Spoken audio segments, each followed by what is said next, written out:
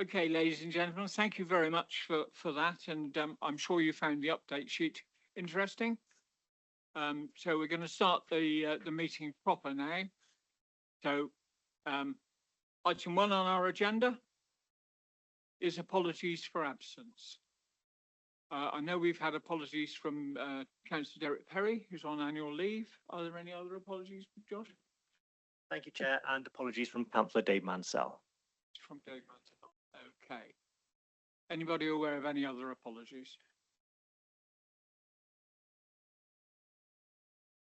Okay. The minutes from the previous meeting, is it your desire that I sign those as an accurate record of that meeting? Thank you. Proposed. And can I have a seconder, please? Thank you. And those in favour? Are you in favour of the minutes? Yes, thank you. Okay, that's unanimous, I'm happy to say. I'll sign them afterwards, Josh. Okay. Okay. Declarations of interest. Councillor Solly. Thank you, Chair. Item 6 on the divisional member, which covers Coppice Link, but I haven't spoke to the applicant on this matter at all. Thank you. Okay, thank you. Any other declarations? Rosemary.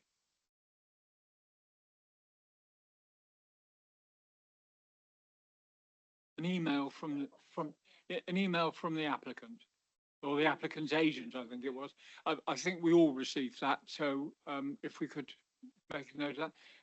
Councillor Barbahay. Thank you, Chair. Likewise, I'm a division councillor for item 7, item 8, and item 9. Okay, thank you. Any other declaration? No. Like I said last time when this item came up, it's the Lingford one, I think it's number 5. My husband, who's the MP, had a written letter of rejection to this. That doesn't mean I'm whatever. Okay, thank you for that. I don't think that. No, not at all. Individual reason. Okay, excellent.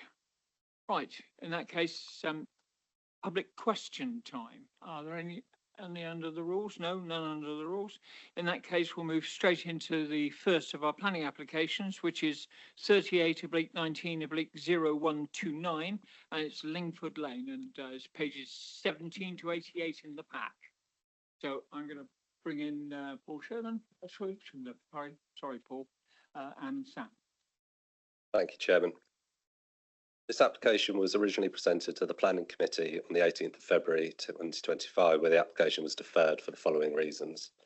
They were to give further consideration to the impacts on transport and the local highway network, and to carry out a site visit at an appropriate time of day. Further information in respect of highway matters are set out in your agenda papers, and a committee site visit was undertaken on the morning of the 3rd of April. The additional information submitted by the applicant was subject to consultation, and I can advise a further 44 representations have been received objecting to the scheme. They do not, however, raise any new material planning considerations which haven't already been addressed in your committee papers. So I'll just start by reminding members of the scheme. This is an application for 292 dwellings with associated access, infrastructure and open space, landscaping and related works on land off Lingford Lane, Taunton.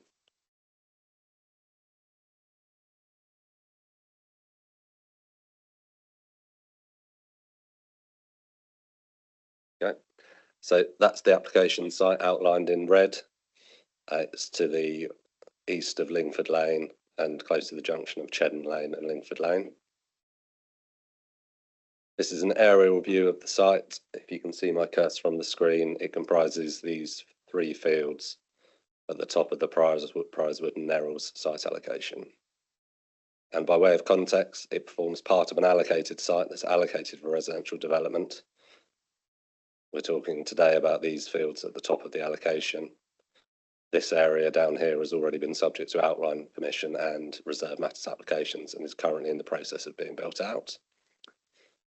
For context, the local plan policy SS2 includes a concept plan which shows how the scheme may be laid out, including some highway connections and where the local centre may be. That's a concept plan, it doesn't form part of the policy itself. This is the proposed master plan for the site. It includes vehicle access from Cheddon Road and Lingford Lane at the top of the site. A number of perimeter blocks connected by intermediate streets, surrounded by a network of green spaces, play spaces, SUDS features, an area for allotments and a trim trail. Included a building heights plan. You can see from that that the vast majority of buildings on the site would be 2-storey, with a small amount of 2.5-storey at key termination vistas, and a small amount of single-storey. And the application is a full application, includes all the details of the buildings, and we have here a character areas plan, which shows how the development's been split out into different character types to create quality in the built environment. And the application also includes a policy compliant level of affordable housing, and that's the distribution of affordable housing across the site, showing social, rented and affordable. And this is an external works plan, generally showing the areas around the sites that will be used for highways, garden, turning areas, parking. Also worth noting on this plan that you can see a fairly substantial buffer to the north of the site and extending down the west, which provides screening of the development from the adjoining countryside and from Hestercombe House. Run you through some site photos. Those of you on the site visit will no doubt be familiar.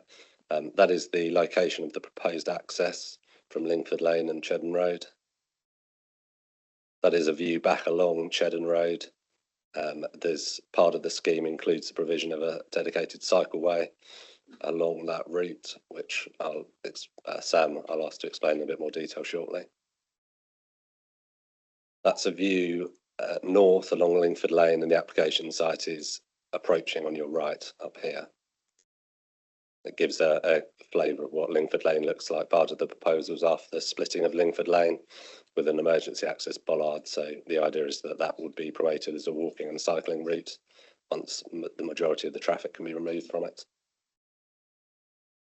That's a view of the existing properties on Lingford Lane on your left there. That's around the location of the turning head and the bollard that would be put in place to sever Lingford Lane. That's a view across the application site, and these are the properties on Cheddon Road that we just saw, and these are the properties on Lingford Lane. I've included another couple of views across the application site. I think the things to note from here are the mature hedgerows on the boundaries of the site and the gently rolling nature of the existing fields. That's an existing gate access to the site. Another view across the site there where you can see some houses adjoining the site to the right of screen. Included this is the view from Hestercombe House. You'll note from your report that officers conclude there would be a less than substantial impact on the setting of Hestercombe House, but any adverse impact on the setting of this heritage asset and others is clearly outweighed by the public benefits that the scheme would deliver. This is a view from Lee Road, where there is a proposed connection to the south, which would be a pedestrian cycle link. Again, Sam will talk to you about some of those details in a moment. That's a view on Bossington Drive. This is a public footpath, kind of right centre of screen, which runs adjacent to the eastern boundary of the site.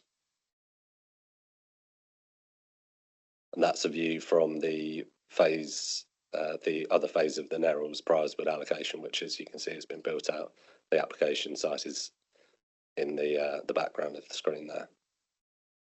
Okay, so at that point, I'll pass you over to Sam, who will talk to you about the highway connections and impacts.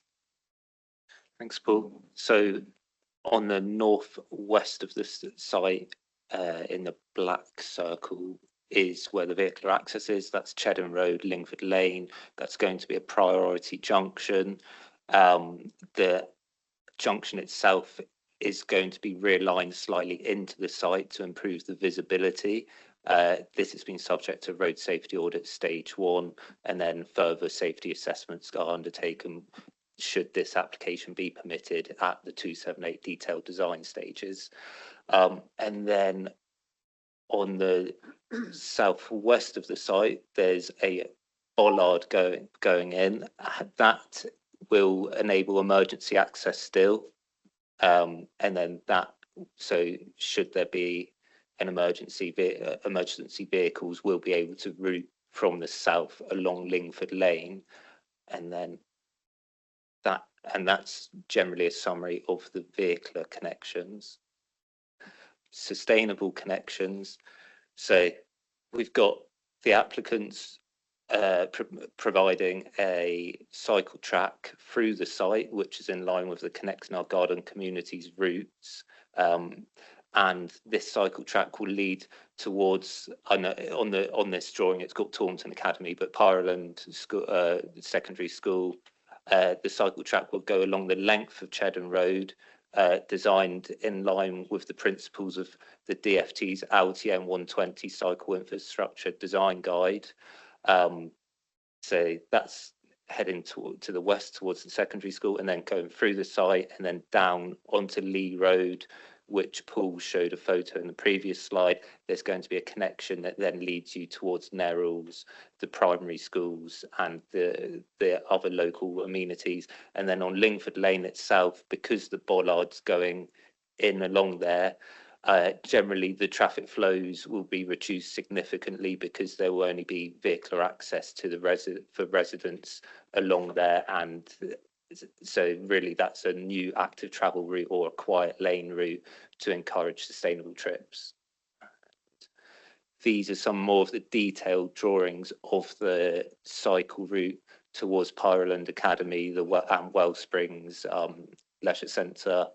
So this is an off-road cycle route suitable for cycles of all ages and abilities, designed again in line with the DFT LTM 120 Cycle Infrastructure Design Guide.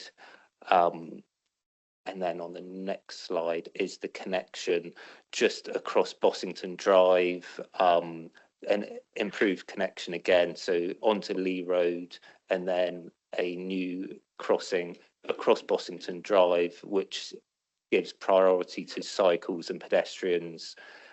With it looks like a zebra on the drawing, but it's a parallel crossing, or tiger crossing also known, and so that provides priority for cycles there.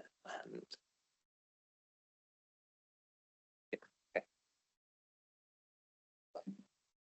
so following the deferral of the application from the previous committee, officers reconsidered the transport impacts of the development. However, officers remain of the view that development is acceptable in planning and in highway terms. The development promotes active and sustainable travel, which is a key priority of the council and supported by adopted planning documents, including the placemaking principles, the Connecting Our Garden Communities document, and the climate positive planning document. And for the reasons set out in your report, there is no basis to refuse the application for the lack of the vehicle connection to the south. The scheme also complies with the development plan when read as a whole and all relevant planning policy documents. The scheme is for the development of an allocated site and would deliver significant benefits, not least the delivery of market and affordable homes, which carry substantial weight given the council's 5-year housing land supply position.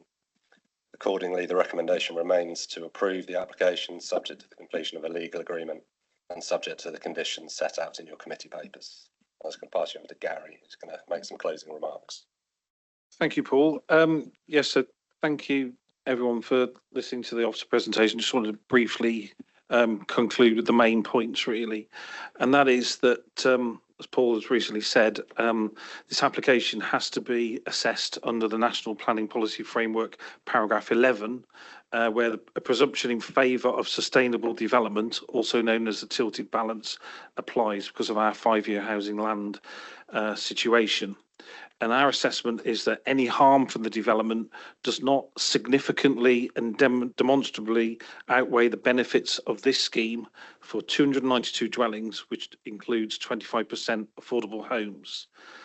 Set out in the report, policy SS2 is technically out of date due to the 5-year housing land position, and set out again in the NPPF. The council's climate positive planning and the Connecting Our Garden Communities documents are material considerations for this decision. They effectively downgrade the previously required vehicular link down to filtered permeability for active travel modes and potentially public transport only. Therefore, there is no planning policy basis for refusing the application on the grounds that a link road is not being provided. As you will have seen from the report and heard from the officer, there is also no objection from the Highways Authority following their detailed assessment of the proposals, and therefore there is no defendable reason for refusal on highway grounds. The transport mitigation measures are set out in detail in the report, and those would be secured by a Section 106 agreement. Therefore, Chair and Committee officers strongly recommend that planning permission is granted. Thank you. Okay, thank you for that, Gary and officers. We're going now to move to the public speakers. And the first public speaker on my list is Ralph Willoughby Foster. Mr. Foster, if you push the right hand button, you can say where you are, sir. Push the right hand button, the red light comes on. When you start speaking, your 3 minutes starts. And welcome to my committee. Thank you, Chair. This application fails to deliver the number of homes required, contrary to core policies 4, 6, 7 and 8, strategic policies 1 and 2, and strategic site 2 Nerrells. I am amazed that the officer reports fail to consider the fundamental issue of housing numbers, and I disagree with its statement that there would be no harm arising from the development and that it would comply with the development plan. The following 4 harms to the plan can be demonstrated. 1, not making the best use of allocated housing land. 2, not delivering the required number of homes, thereby undermining the creation of a sustainable community. 3, setting a precedent for other strategic sites. And finally, 4, holding the planning authority to ransom to allow unplanned developments. Firstly, this application has a density of 20.25 dwellings per hectare, whereas the core strategy requires 35 to 40 per hectare. The core strategy outlines the development site in red, which the officer pointed out. He didn't point out in green the field beyond the area, which is set aside for green infrastructure, including woodland planting, allotments, recreation and wildlife habitat. This application places green infrastructure within the red line development area, reducing the area for houses, failing to provide enough homes, and to make the best use of allocated land. This harms the delivery of housing at a time when government policy is to maximise it. Secondly, strategic sites are planned to be big enough to provide community facilities such as new primary schools, local shopping centres and employment. Reducing the number of homes enables the developer to avoid such policy requirements together with transport improvements such as link roads and bus rapid transit. Planning aims to build new garden communities, not to just bolt new housing estates onto the existing urban area. Thirdly, it sets a precedent for other strategic sites such as Staple Grove, where low density single access developments in the east and west would harm housing provision and fail to deliver the Staple Grove Link Road, planned to remove through traffic from the village. This would be a further nail in the coffin of a potential Northern Outer Relief Road. Finally, failing to deliver enough homes on allocated sites simply holds the planning authority to ransom to grant permission on less sustainable, unallocated sites. Development plans involve considerable public consultation and examination, resulting in a high degree of public acceptance. But planning applications which do not deliver what the public have been led to expect results in the public feeling deceived and brings planning into disrepute. For these 4 reasons, I therefore respectfully ask the Planning Committee to refuse this application. Thank you very much, Mr. Willoughby Foster. The next person on my list is Nicola Rees, please. Nicola, if you'd like to come up to one of the microphones. I'm sorry, we can't hear you. You need to be, oh, you're on a slide, right. You're not in front of a microphone. Oh, we are. Sorry, I couldn't see it. Tom, you were in the way. My apologies. My apologies. Tom was in the way. Can we get the microphone a little closer to you? I make sure everybody can hear you. Thank you.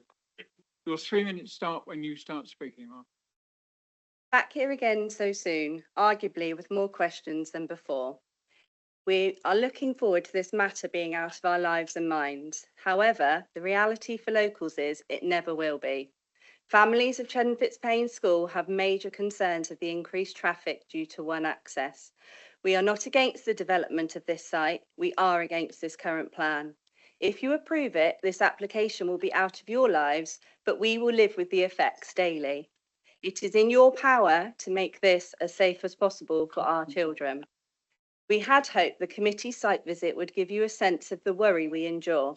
Previously, members said they would like to visit and walk down to Cheddar Fitzpaine School, allowing them to experience the danger.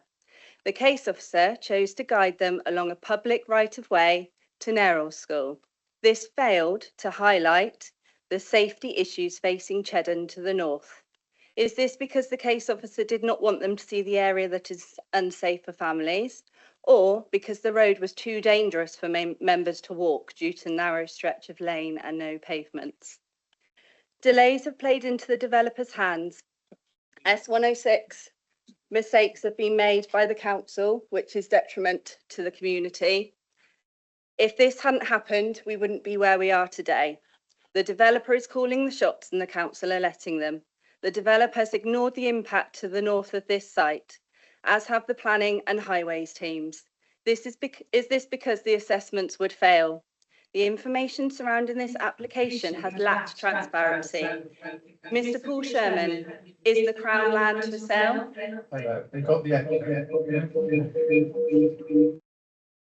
Right, do you want me to stop? Or?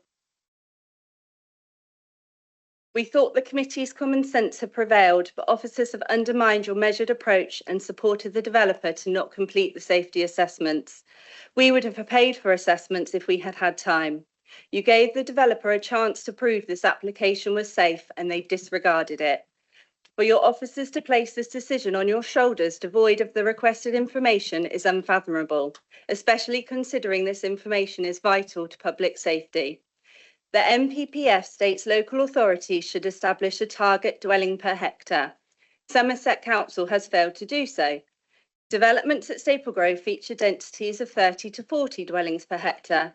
This site's original proposal was 25, reduced to 20 to accommodate the single access point.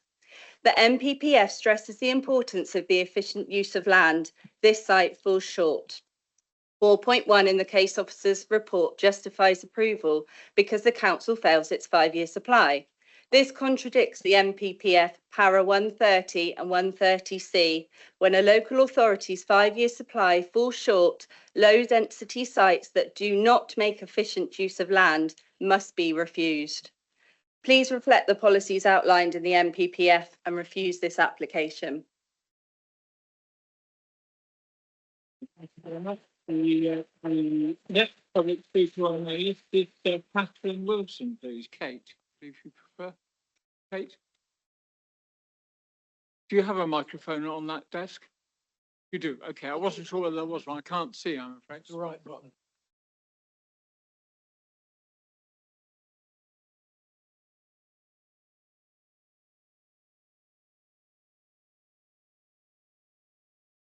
None of this makes sense. Nobody is objecting to the houses in this application. The only objection is around the developer removing the original link road, which if approved will force all the traffic in and out of Nerrells 3 onto our single track rural lanes. Your community is not trying to fight you, it's trying to warn you not to pass this application in its current form because the consequences will not only be unsafe, but irreversible. That part is so important. The application has attracted the attention of the press, public protests, community meetings, hundreds of objections and maximum number of speakers at each meeting. Every local parish council, our MP and Somerset County councillors have all voiced their objections and concerns. Everyone is saying the same thing. We can't all be wrong. At the last meeting, we applauded you for deferring this application, recognising that investigations were needed in areas that fell short. Committee members shared their own experiences of using these roads and agreed it was already chaotic. Multiple failings in this application on both sides have forced the community to turn detective and obtain our own expert evidence. We quote facts. We know about the flawed Section 106 the council failed to secure and inadequate site visits. The developer knows the link road would solve all these problems, yet rather than build developments with integrity, they have shut down conversations around the ransom strip, and in point 5 of their recent technical note, they confirm spending 7 years desperately trying to make their application fit, unconsulted, more contemporary policy documents to force committee to give their approval. The developer was asked to assess junctions to the north. They refused. Instead, they rehashed existing substandard conclusions. A model is only as good as the information supplied. Up to 15 junctions to the south were assessed. To the north, nothing. If only 50% of the area has been assessed, how can you ascertain accurate conclusions? In 2020, a Monkton Heathfield development report was produced. One key issue raised was the impact of traffic arising from the proposals on existing local communities. As a result, the plans were amended to ensure that all local roads will need to be included in consideration of the application to mitigate traffic impact. Why is Cheddar Fitzbane not afforded the same courtesy of all the roads being assessed? I hope this is uncomfortable listening for you all, because I believe you know how bad this situation is. But I still have faith that you will step up and stop this, make this right, press pause, work with your community and the developer. These mistakes could have been called out and, more importantly, sorted out. They still can. If ever there was a time to apply the Nolan principles, it is now, because we will not forget the part you played in this, and we will not stop fighting back. Thank you. Okay, thank you. The next public speaker on my list is Marcus Walker, please. Mr. Walker? Push the right hand button, sir. Right hand. Okay. I want you to imagine that you are a parent or a grandparent walking your children to Cheddar School at the bottom of Rowford Hill. You've just passed the junction onto Lingford Lane and need to find a safe place to cross over the busy road to continue your journey. The road has no pavements and the edges are rough and full of potholes. Please keep this image in your mind for the next couple of minutes. The applicant has used out-of-date evidence and stated that at peak times, only 10 vehicles per hour will travel north from the site. 10 vehicles is only 6.5% of the 158 vehicles that the applicant has predicted will join Lingford Lane at the junction. On Friday, the 28th of March, local residents completed a traffic count of vehicles travelling both north and south onto Lingford Lane at the applicant's proposed access point. Between the hours of 7:30 a.m. and 6:30 p.m, we noted 1,880 vehicle movements. The busiest hour was between 8:30 and 9:30 a.m, which generated 289 vehicle movements. 45% of these vehicles travelled north down Rowford Hill. This suggests that the estimate from the developer that only 6.5% will travel north is extremely low.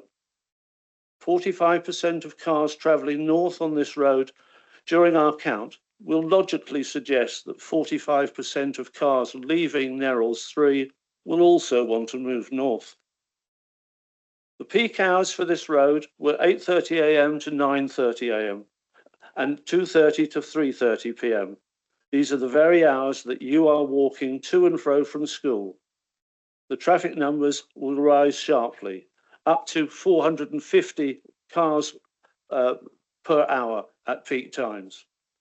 All cars travelling north have to pass Cheddar School and move towards Cheddar Fitzbane onto lanes which are regularly prone to flooding and closure.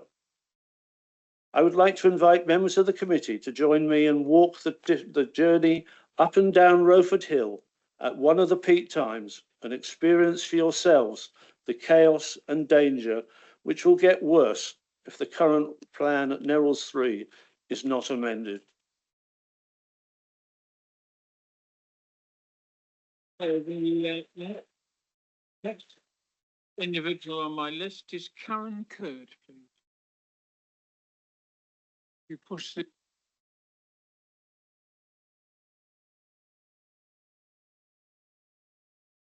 This statement has been provided to us by a qualified transport planner with 18 years experience working in the industry, both in the private and public sector for the local and strategic highway authority. Due to recent circumstances, they could not be here today. Highways are fundamental to this application.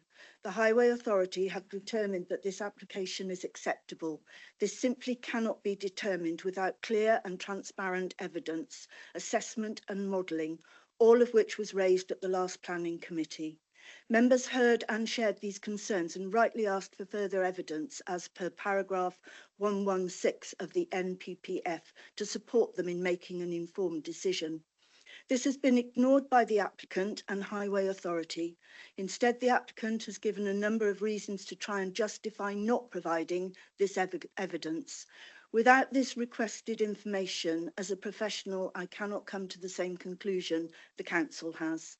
The assessments the applicant has undertaken are considered insufficient. Whilst the census 2011 data is the best there is, this hasn't been applied to consider the current area. Significant changes have happened in this area since 2011. The 2011 census travel to work data should only be utilised for work-related trips and not to be applied to all movements. None of this has been challenged by the Council. Route choice has not been considered and therefore the assessment appears to be fundamentally flawed, with the applicant projecting a mere 4%, i.e. 6 to 10 vehicles travelling north. This is not appropriately applied. Community traffic counts suggest more vehicles currently travel in a northerly direction, and this is highly likely to be the case for the site. 4% is a very low prediction and should have been challenged by the Council. It is not typical for a highway authority to accept the removal of a policy-required road without the necessary assessments. These should include cumulative assessments and assessing scenarios with the road versus without the road and the impact of this. So why now and how? The removal of the road will impact the whole of Taunton. The Highway Authority should have considered this and evidenced it. However, this is not clear from the documents in public domain. The application of 292 houses needing no highway mitigation in this area of town is unlikely, particularly as it was identified the Briarswood roundabout did require highway mitigation around 10 years ago, which has never been completed. Having reviewed all information on the planning portal, it is not clear how this application could be determined in its current form. The committee have not received requested information to make their decision, and without these assessments to the north, no one can ensure there will not be an unacceptable impact on public safety.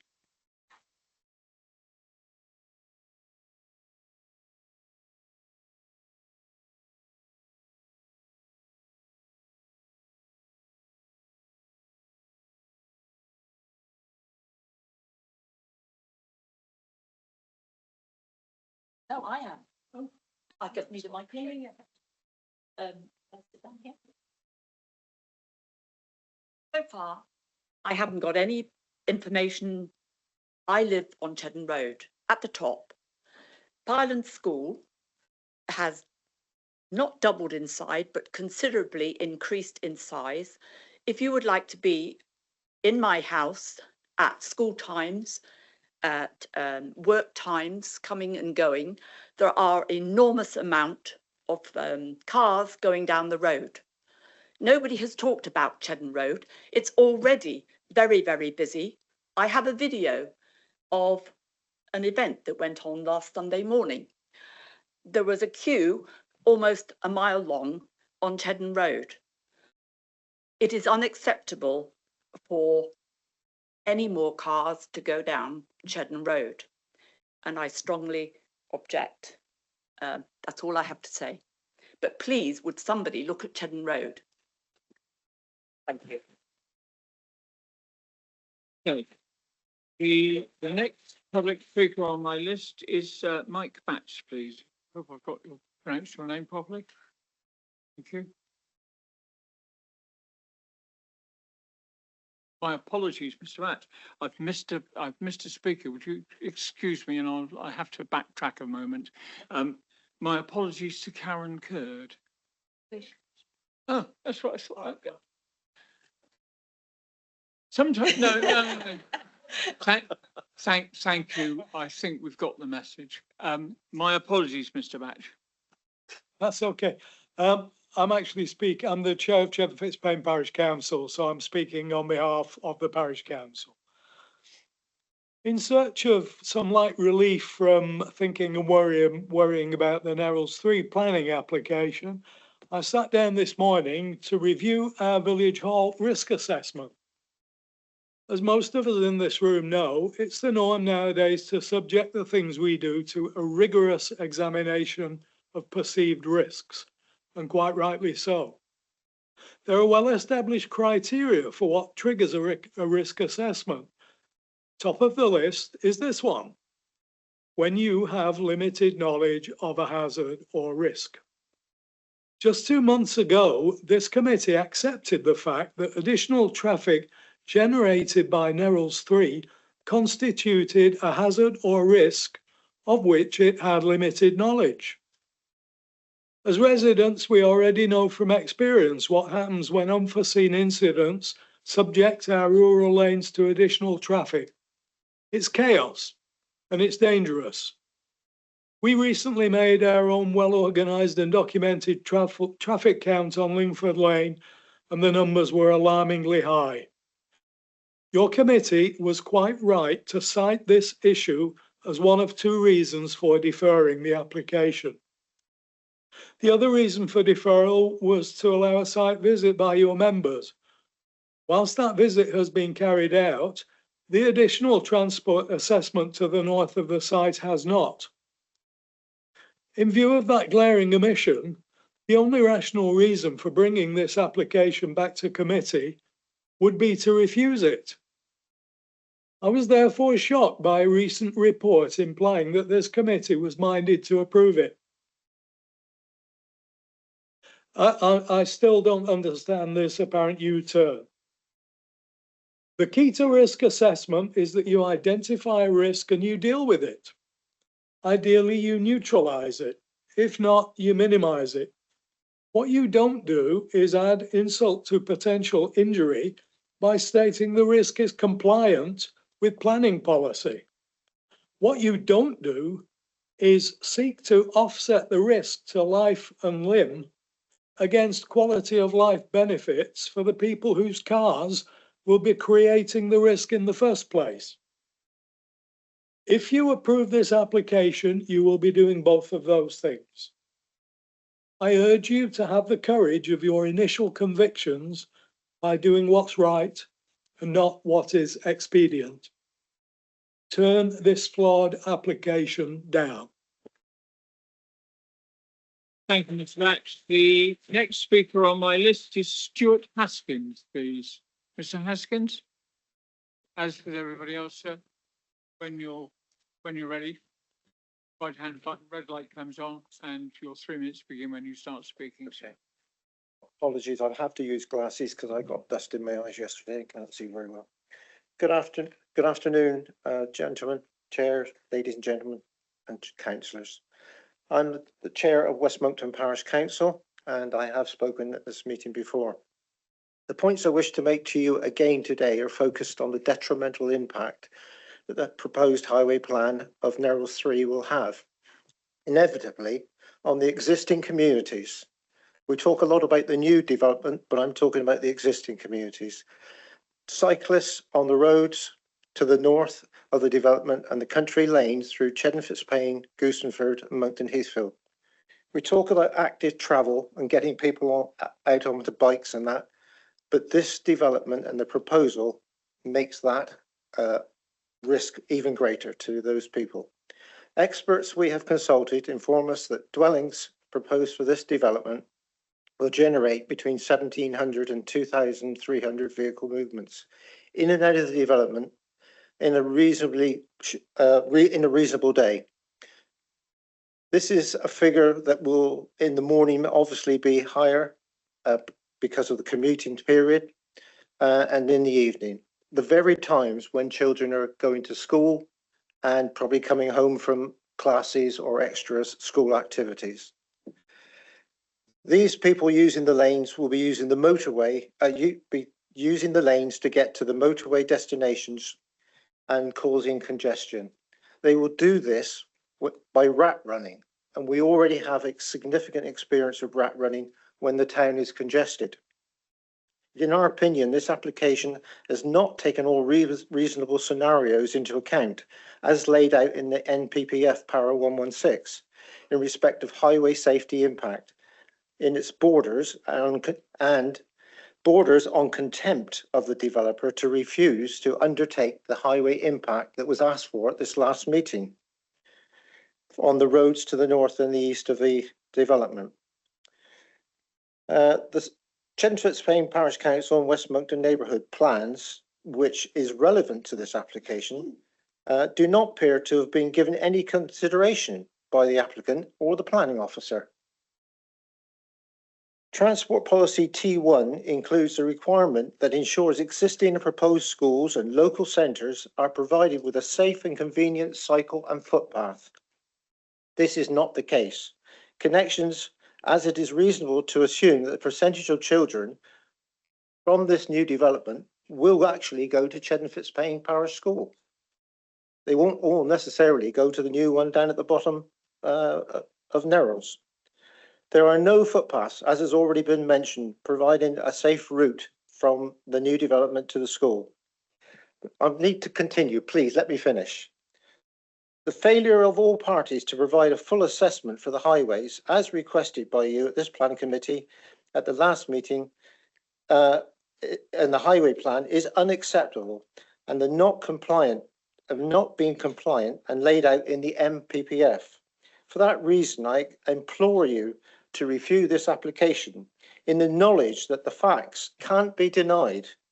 If you do not refuse this application, and if you do refuse this application, I'm sure the inspector will support your decision and still not allow it to go ahead. Apologies for the Mr. Haskins, but my eyesight, these are not my glasses. Thank you. I know some of your colleagues speak faster than you. Okay, we're going to move on to a couple of councillors speaking now. The first councillor on my list is Councillor David Fothergill. Thank you very much indeed, Chair. So here we are again, several weeks later, and still having the same discussions. Are we any further forward? Well, I'll try to answer that question in a moment. But you know, there is an elephant in the room that I just want to address with all the councillors, and I'm talking to the councillors here, because we deal with people all the time. As we deal with people, we realise sometimes we're not being told all the story. We don't know everything that people aren't telling us. And I'm afraid that's the case here. So let me just summarise one very important aspect for you. Why have you not had any traffic assessments to the north? Why will you not walk down Rowford Hill? Why was there no photographs of that lane today shown in the officer's presentation? Because they're trying to hide it. They're trying to hide just how dangerous those roads to the north are. And as councillors, we should be mature enough, sensible enough, experienced enough to be able to say there is more to this than we're being told. And those assessments to the north have not been done for a reason. And the reason is it will impact those communities so badly that people don't want to tell you about it. So there are some questions unanswered. The questions of Rowford Hill, the questions of the traffic flows, the questions on the ransom strip, where a freedom of information request went in weeks ago and has not been responded to. Questions on the delivery of the cycling and walking routes, again, not fully covered. So the questions for you as local councillors, because we all live in this area, we all want to represent our community. The question for you today is, are you going to approve a planning application for 292 homes? Or actually, more importantly, are you actually going to place residents and their children in Cheddar Fitzpaine, in Goosenford, in Gotten, in other areas at real risk because you've not seen the information that you need to make the right decision. Importantly, will you close down forever the option of a Northern Ring Road for future and current residents? That is a decision which you will live with every time you sit in traffic in the north of Taunton, every time a resident comes to you and talks about traffic in Taunton, every time you stop to reflect on the decision that you should have made today. Under the NPPF, there is a requirement on you to consider up to 30 years into the future to make the right decision. So I implore you, as local councillors, try to see what you're not being told and stand up for generations in Taunton today, and please make the right decision. Thank you. The next public speaker on my list is Councillor Tom Deakin. When you're ready, push the right hand button. Light comes on. 3 minutes start when you begin speaking. Thank you very much, Chair. Yes, I'm Councillor Tom Deakin, member for Taunton North and leader of Taunton Town Council. I don't think anything's changed from when we were here last time, if I'm honest. I don't think we've seen any different information from when we were last having this discussion. And I would go as far to say that the work requested by democratically elected members of this committee has not been delivered and not been provided to them. It feels like we're being asked the same question again, but being told to give a different answer. I've knocked on doors in the area, along Lingford Lane, along Chedham Road, along Farmview, and the impact on Chedham Road in particular is one that shouldn't be forgotten in all of this. The northern route into the villages is important. I'm concerned about my residents in Taunton North and along Chedham Road, Farmview, etc. And they are worried about this. This was the #1 topic on the doorstep that they were worried about, and they are nervous about what this development will mean with the highways access. None of them against the houses, all of them against the current highways arrangements. I took a walk on a nice Sunday morning with my dog to Cheddar Fitzpaine Primary School from Lingford Lane. I was passed by 3 cars with my dog on the lead. I was scared on those occasions. And I put myself in the mind of a parent walking their child to school on a winter's morning in the rain, hand in hand on the same road with double, triple, quadruple the number of cars. And it is terrifying. The prospect of that. It's terrifying. Please have that image in your mind. Now, I will say, if today, and I hope you're not, if today the committee is minded to approve this, I sincerely hope that you will do so on the caveat that far greater improvements are made on the walking and cycling routes northwards and also south as well. You mentioned taking the right of way through the fields. I hope you all had your wellies on, because that has been trashed by the previous development that's been done in Nerrells too. So we need to make sure those rights of way are even up to scratch before we suggest people start to use them. We're not talking about models and data today. We're talking about people's lives. And this council and this committee has a duty to not let them down today or for the future. Thank you. The last public speaker on my list is the agent applicant, Sarah Hawkins, please. Hawkins. Thank you. Members have a difficult and important decision to make today. Thank you for taking the time to visit the site, to consider the additional information and the enhanced 106 offer provided following further discussions with your officers. The planning system is a plan-led system where development which accords with the development plan should be approved without delay. This is a site allocated to a residential development in your development plan and is fully supported by all statutory consultees and officers of the council. Unlike Staplegrave and Comitro, it also provides policy compliant affordable housing. The council cannot currently demonstrate a 5-year housing land supply. Its current supply is 3.1 years. That low supply includes this application. Thus, without this application, the council's housing land supply will fall well below 3 years. This application makes a meaningful contribution to land supply. The NPPF urges councils to approve housing applications where there is no 5-year land supply. This isn't a speculative application in an unsustainable location. This is an allocated housing site on the edge of Taunton. The benefits of the scheme are considerable and include the delivery of 292 dwellings in a planned location where there has already been a primary school built and connections to that. That primary school is doubling in size in September to deal with the next phase of this application. The delivery of 73 affordable houses, of which 60% are provided on social rent.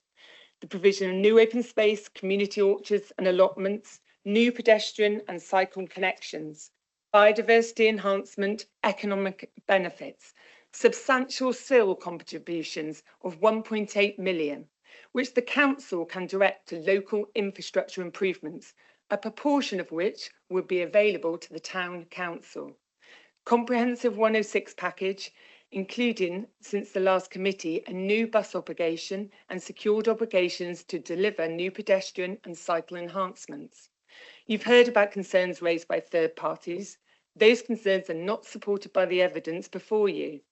Your highways officers have concluded that there will be no material adverse impact on highways or the operation of the local highway network, and an independent safety audit found the access arrangements safe.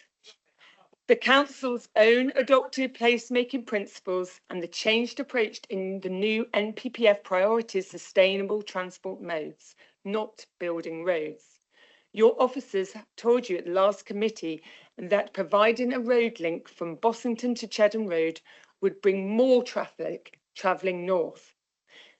Our technical note shows that carefully assess the impact of traffic on all roads around the site, multiple times over the course of 7 years. There are no highway objections to this application, no harm arising. This is the clear officer conclusion. We urge members to make this important planning decision to accept your officer's recommendation and grant planning permission for this development. Thank you. Thank you. A few seconds over, but there were a couple of interruptions. There were. Okay, it's time for the councillors to start considering it, but I've got a couple of comments from officers first, and then I'll move on to the councillors. So, Gary? Thank you, Chair. We've listened very carefully to all the contributions to public forum this afternoon, and I'll hand over shortly to Paul and Sam to briefly address some of the additional points that have been made. I do feel duty bound, though, to address a couple of points that were made by elected members that have just spoken. One relates to the fact that obviously committee deferred for 2 reasons, and the implication is that we haven't done what was asked of us. And in fact, there's reference, I believe, to hiding information. We are not hiding any information whatsoever. You've got 2 detailed reports and appendices before you. We had a site visit. A number of members came on that. We spent an hour and a half in the local area. And obviously members will take from that what they will. We will address the impacts of the, the school and settlements to the north in our response as well. So just wanted to reassure you of that. And then there was the reference I'm due to say this, would rather say this now before you make a decision rather than at a public inquiry a few months down the line. And that is the point that was put to you, and I understand why, about not being the decision-making body that kind of killed off the Northern Relief Road. In my opinion, looking at all the documents, that effectively happened on the adoption of the climate positive planning document that's been referred to. It's got, obviously, on it here on page 40, it refers to this site, refers to policy SS2. And as I mentioned in my summary as part of the presentation, it refers to the policy, including a requirement to deliver a new highway link between Bossington Drive and Lingford Lane / Chedden Road.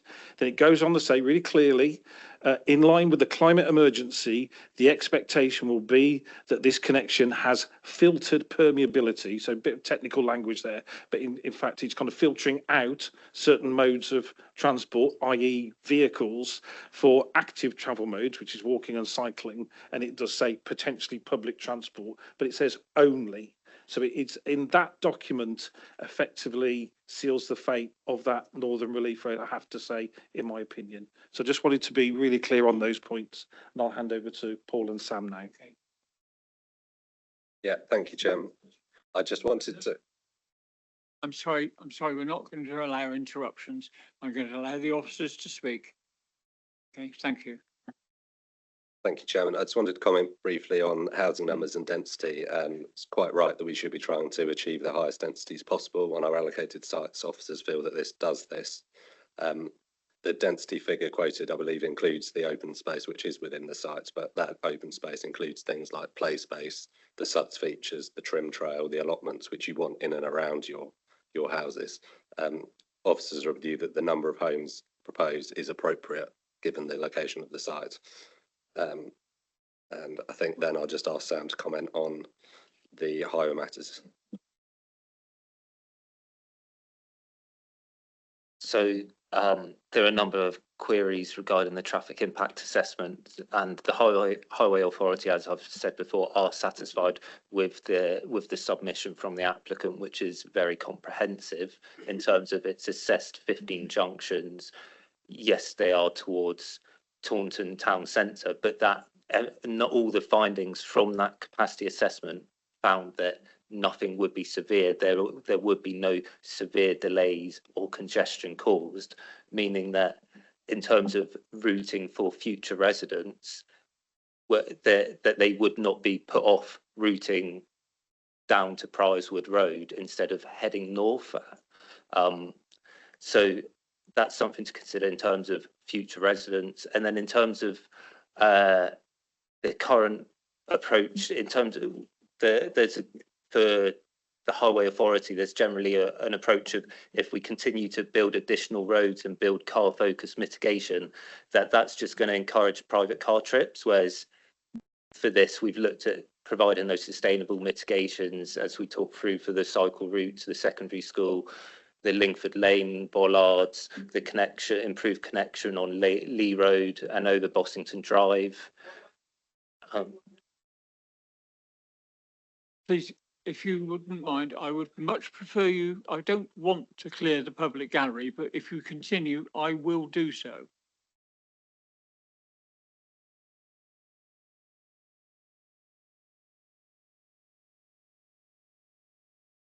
And then there were a few queries regarding the use of the 2011 census within the traffic impact assessment. And generally, we're satisfied with that use of the 2011 census data. Yes, it's focused on commuting trips, but that means that when the applicants looked at 94% of the trips going into the town and that not being severe, we're then satisfied those junctions can handle that capacity. And in relation to the journey purpose comments in relation to trips towards schools, etc., we are satisfied people can walk or cycle to the local secondary and primary schools, being Pyreland School, Lingford Park School, and Nerrells Primary School.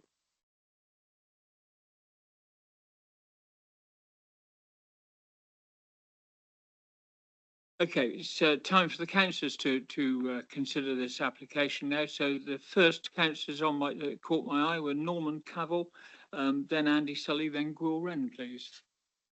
Well, and I'll get the others now. Thank you, Mr. Chairman.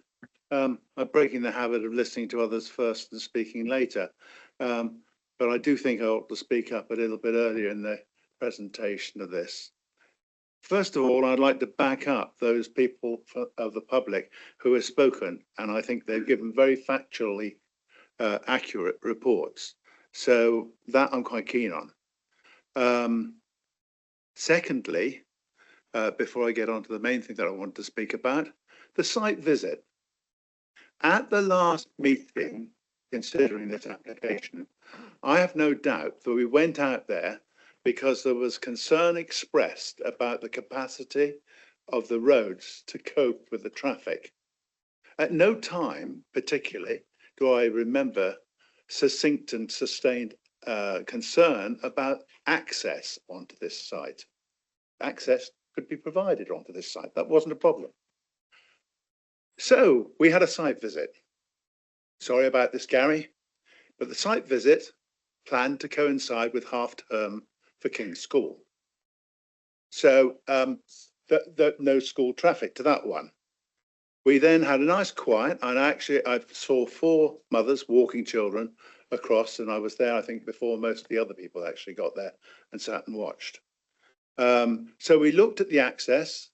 I made the comment that we were not going down to Wellsprings Centre or that area where there is congestion and bad problems for school, and that we weren't going down to that awkward corner and junction where Cheddar School is, where it's absolutely mayhem, particularly on a Friday when there's no after school activity.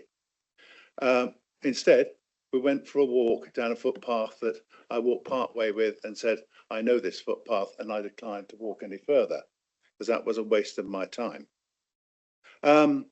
So I don't consider we have done what we initially planned at the last time we considered this to consider. So I back that statement up as well. And I'm still unhappy with this recommendation. You've heard from members of the public that freedom of information request was not resolved, the ownership of the hedge across the site. In this report, it's clear that the planners wish to see public access and in line with Garden Town policy, public route access to the site as per our Garden Town policy, and as Gary has said, filtered permeability. Instead, any access like that is blocked. This would make it a route that would provide a very good bus service that I'm sure I could see the public using well, because it would be quicker than the car.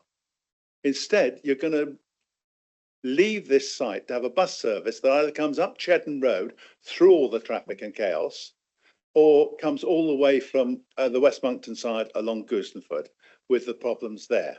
So will it be on time? Will it be reliable? I think you know the answer before you start, and therefore people will jump in their car to get to work on time. Yes, fine weather, some will walk through the site and go down and jump on the bus in Nels Drive. And when it's tipping with rain, I suspect that number will drop off dramatically.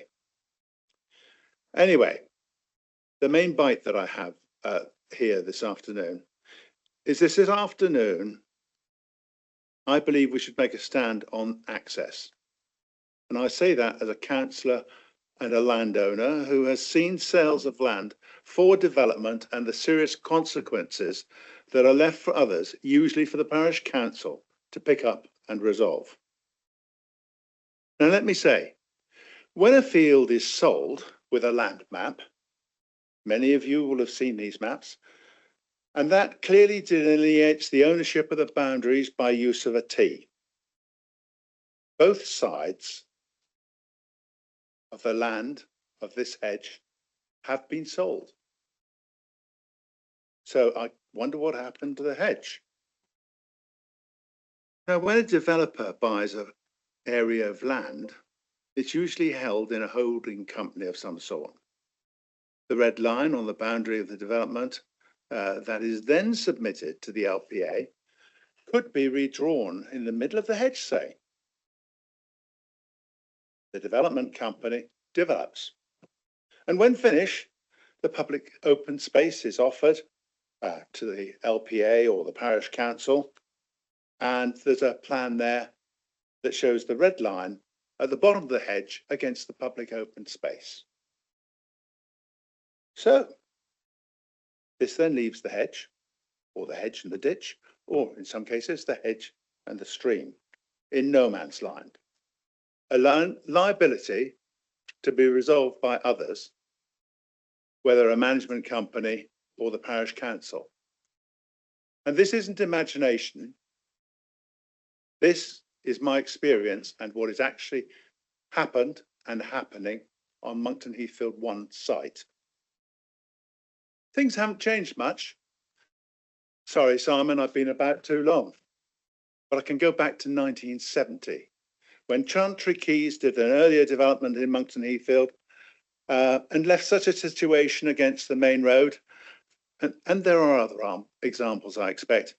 Some of you may think of some. And I know there are some others going on. I therefore think that we're failing in our public duty as councillors if we do not resolve the situation of in whose ownership this land lies.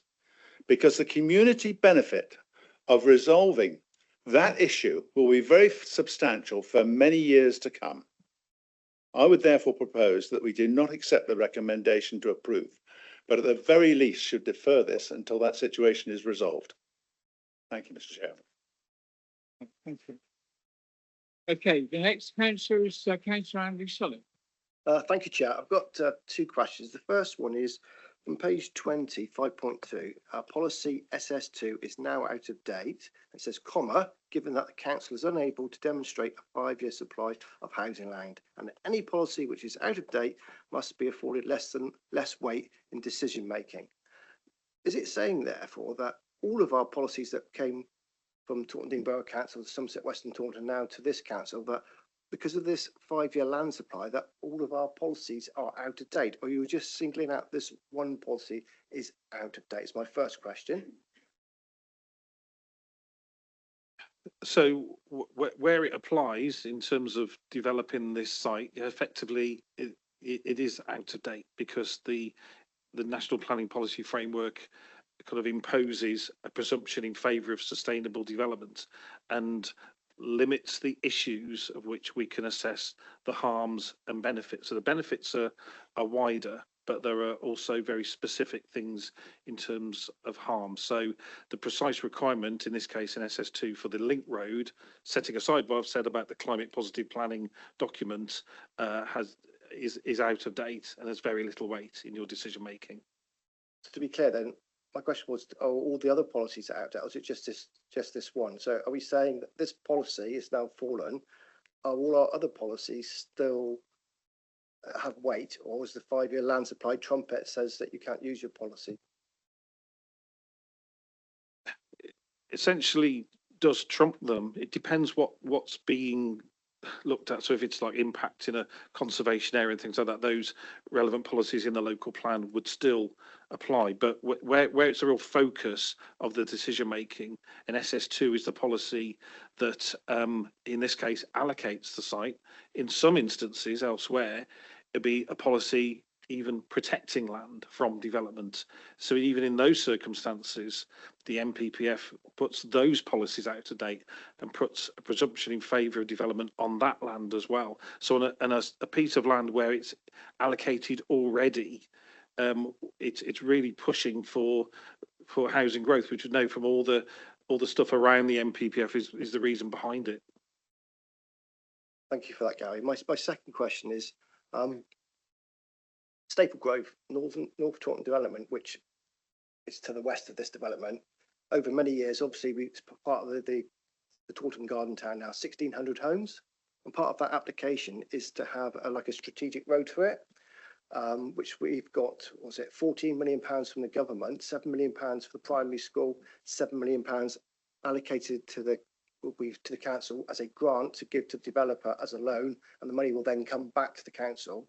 So, in all the presentations I went to over many years, it all showed this like northern road going through the Staple development, coming onto Kingston Road, and then eventually this other road will come down from the north to the east to help alleviate the traffic. So are we saying therefore that this road going through Staple Grove will no longer be required because we don't want a great big bottleneck of all this traffic coming to Kingston Road, which will never go anywhere because this road, which was under SSS2, is no longer required? So are we saying that the North Taunton development, basically, which is, what was it, 1,600 homes, which is part of the Garden Town, that road won't happen now? It will become a massive housing estate in the future with no connectivity. Thank you. I think when it comes to determining application at Staple Grove, then as a committee you'll have to decide that there and then. The reference that we've directed you to is specifically on this site, and the requirement that's there in policy SS2 for the vehicular link, and that's specifically what the climate positive planning document has said will now be this be active travel and potentially public transport only and not vehicular. So you therefore say we might have to give back the 7 million pounds to the government that we have for this road? Councillor, are you referring to the Housing Investment Fund money that That's we? correct, yes. Okay, so that is a loan to the developers. It's not a grant. Well, They no, have to no, it's a repay. loan. It's a pay- loan, that's A right. loan, not Yes. a grant. They have to pay it back. We are still in the final stages of that, but it looks like the developers are indicating to Homes England that they no longer require the loan in order to bring forward the development. And so we are waiting to hear whether or not that money will still be available. Are they still going to do the road though? They are, at the moment, the proposals that I've seen, and I think there's an application coming before you shortly, So probably next if I month. could use the phrase, it'd be the road to nowhere then, because it'll go up around, it'll be a quite strategic road. I think and Sam may be better able to talk to you about that. So we shouldn't focus too much on a different application than we're actually in front, but in general, Staple Grove West, that's went to committee in December. That has now signed section 106. The applicant will deliver the full length of the Spine Road over a certain amount of years if Staple Grove East doesn't come forward beforehand and deliver that section, but they're building it up to their boundary. So there will be a Spine Road for Staple Grove for the over, but it's worth considering that development is 1,600 houses, schools, employment, land uses.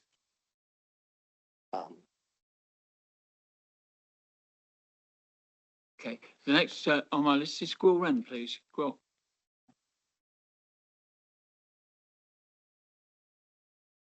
Thank you, Mr. Chairman. Everybody hear me? Yeah. This is a tricky one. And we seem to be in the sort of resistible force and immovable object scenario at the moment, as far as I can see on this one. I am fundamentally quite concerned by the lack of analysis of routes going north. I think I don't understand why that hasn't been done, if not just to rule it out as a real problem, but if we haven't done the work. Now, on page 75 of the report, it talks about Appendix U. This is the Highways technical note, following a rather sniffy remark from the consultants about why didn't we visit before, which I thought was inappropriate, but I'll let that one pass. Appendix U of this report identifies 9 key routes for the assignment of traffic from the proposed development. And Appendix V details the traffic flow diagrams in passenger car unit. If you go, and it's among 700 and odd documents, actually trying to find Appendix U was quite the task, but I've actually managed it. And what it shows is that if you exit the site, you actually only have 2 route choices. You either go left or right. Everything else is subsidiary. It's where it disperses the traffic beyond, and I think that's quite an important point. Now, I would like to bring you back to a time when I was quite a young man, if you can believe it. And quite a young man, about 35 years ago, I used to commute to Wiltshire every day. Not every day, but I mean, I used to commute to Wiltshire on a regular basis. And as a young man, my fundamental basis of that commute was to avoid traffic. And so I would use rat runs that were available, and I would drive to the speed limit and things like that. And I've just taken a Google Maps trip northwards down this very narrow lane towards Chedden School and slightly around the corner. And it is very, very narrow. I've driven it once in the past, I do remember it, but it was useful to refresh my memory. And I have a feeling that for all the traffic models that are developed, they don't always account for something called human behavior. And I think people will make up their own mind as to which is the best route. Having said that, if you actually look at the route maps, getting to the motorway is quite tricky, whichever route you take. Even if you went through Chedden, you'd have a bit of a whiffle and frig around the back.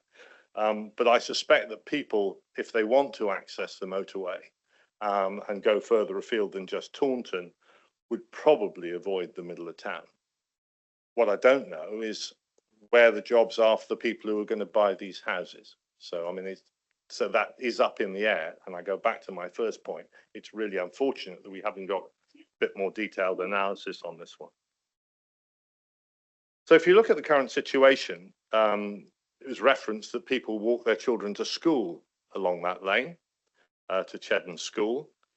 Clearly, if it gets consumed by traffic, people will no longer walk their children to school. There will be a displacement from walkers into extra vehicles, which again would add to the congestion at the school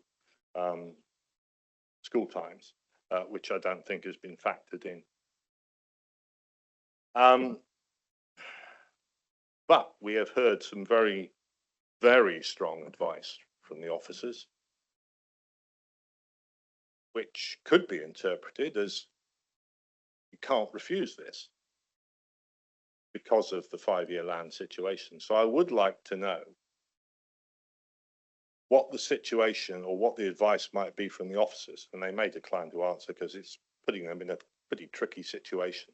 If we were not in this 5-year conundrum, what would the advice be in relation to this clearly very tricky traffic aspect, and whether there might be a slightly different view on that? And my final point, so I'd like to come back when I've heard from the officers. My final point is about the density. We've heard that the density is below recommended levels from the local plan, but only a cynic would take the view that perhaps this is the reason they think they can get away with one access rather than two. But I would like to know if it is just the 5-year land supply question that's, shall we say, queered our pitch on this one. We'll ask the officers as well. Thank you, Chair. Yes, it's a good question. We've confirmed it was quite a straightforward answer, I'm afraid. The 5-year housing land supply puts more emphasis on supporting developments like this, but if that didn't exist, the site is still allocated the highway and access assessment. You know, I know people don't agree with it, but it's a technical assessment. It's industry standard, hasn't shown severe impacts on the surrounding area. The recommendation would still be for approval, even if we had a 5-year land supply, remembering that this site is allocated in the local plan as well. May I come back, Chairman? Yeah, I think one thing I've heard today, which is really heartening, is that nobody's objecting to the houses. Nobody's objecting to this development whatsoever. It's an allocated site. Everybody is comfortable with this. It's what it brings with it is the unfortunate point, or not, as my colleague says. So I will be honest. I am struggling with this because it is clearly a very difficult one. I'm intuitively not happy with a single access point for a development of this size, particularly onto a semi-rural road. However, as I indicated earlier, we've got very strong advice that we are almost not in a position to refuse this. I mean, I think we can because we are our own people and we can make up our own mind. But I think the only real reason for refusing this was if we took the view, and again, I would welcome Gary Collins's view on this, if we took the view that the harm from the traffic spilling into and out of this development onto the immediate road network was so harmful that it needs to be looked at again. Would that be a valid reason for refusal, Gary? As a subject, and obviously that's right. Yeah, and obviously you are entitled to take your own view on that. Sometimes the officer advice is you always get a recommendation. Sometimes it's, you know, like this is as you've said, really, this is very much at the stronger end of that advice in the circumstances. Yes, technically a refusal reason on the harm caused to the surrounding area by the vehicles generated by this is technically is a valid reason for refusal. However, it would be immediately undermined by all the technical evidence that's been submitted, and I don't think it would stand up. Okay, thank you very much. Thank you, Chair. Okay, the next councillor on my list is Rosemary.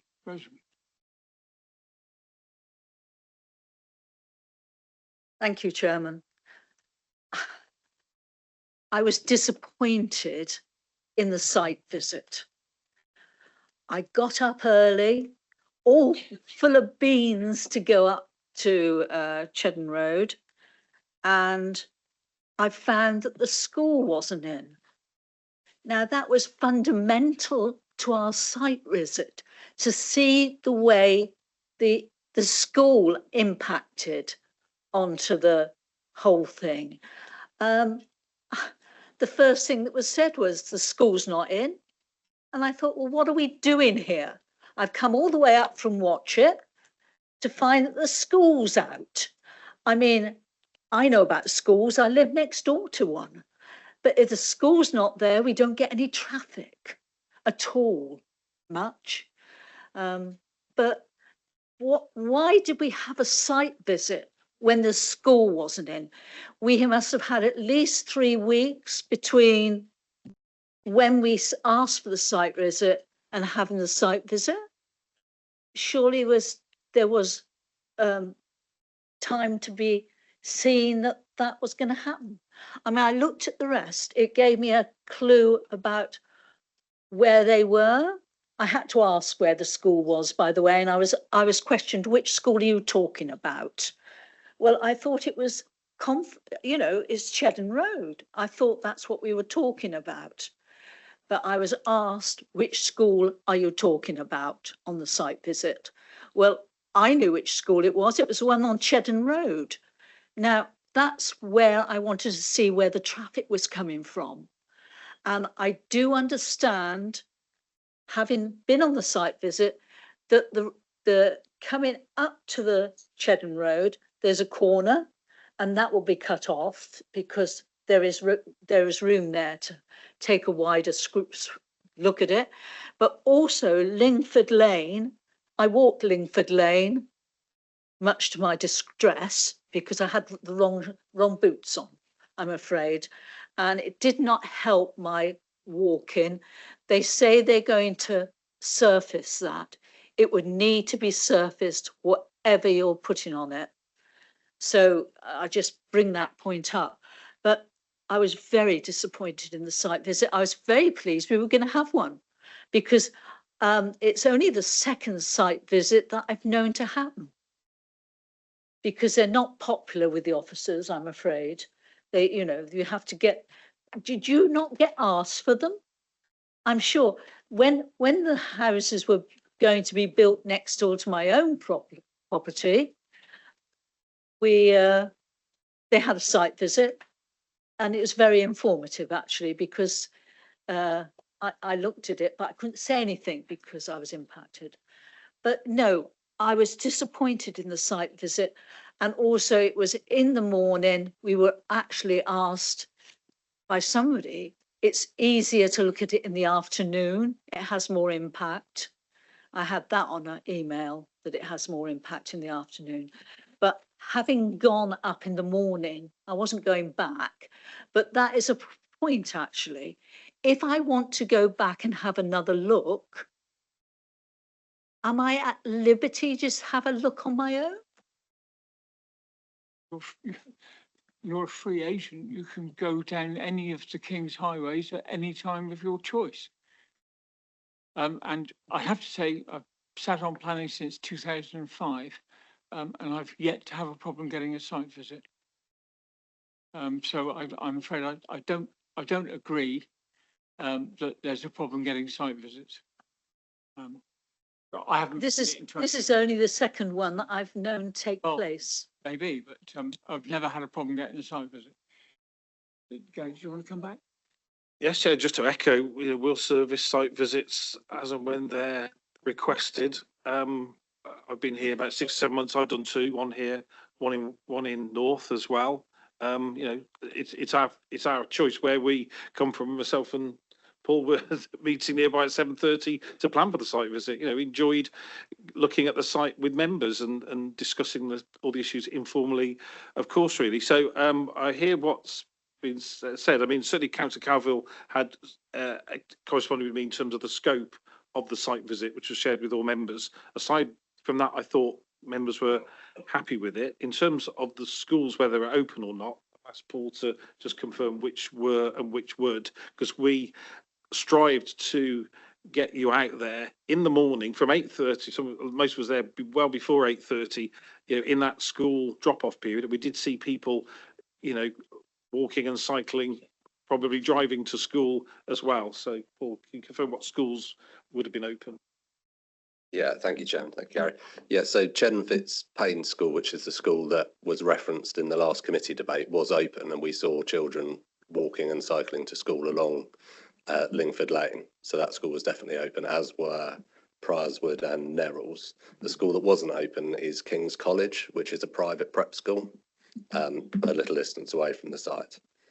So the schools were open, and we were there at peak time for people arriving to school in the morning. But not when we went on our site visit. It was closed. Chedden Road School, we were told, was closed. And I didn't even know where it was until I was asked. I'm really sorry. And then I walked in that direction. I'm really sorry, but Chedden Road School was not closed that morning. It was King's College that was closed. Well, then Rosebery's referring to, I think, the academy. I think she's referring to the academy, aren't you, on Chedden Road? Chedden Road, I was asked which school, and I said the Chedden Road School, and I was told it was shut. Now, if anybody heard different than that, well, my hearing must be getting worse. Because as far as I could see, there was no traffic about, there was no school in.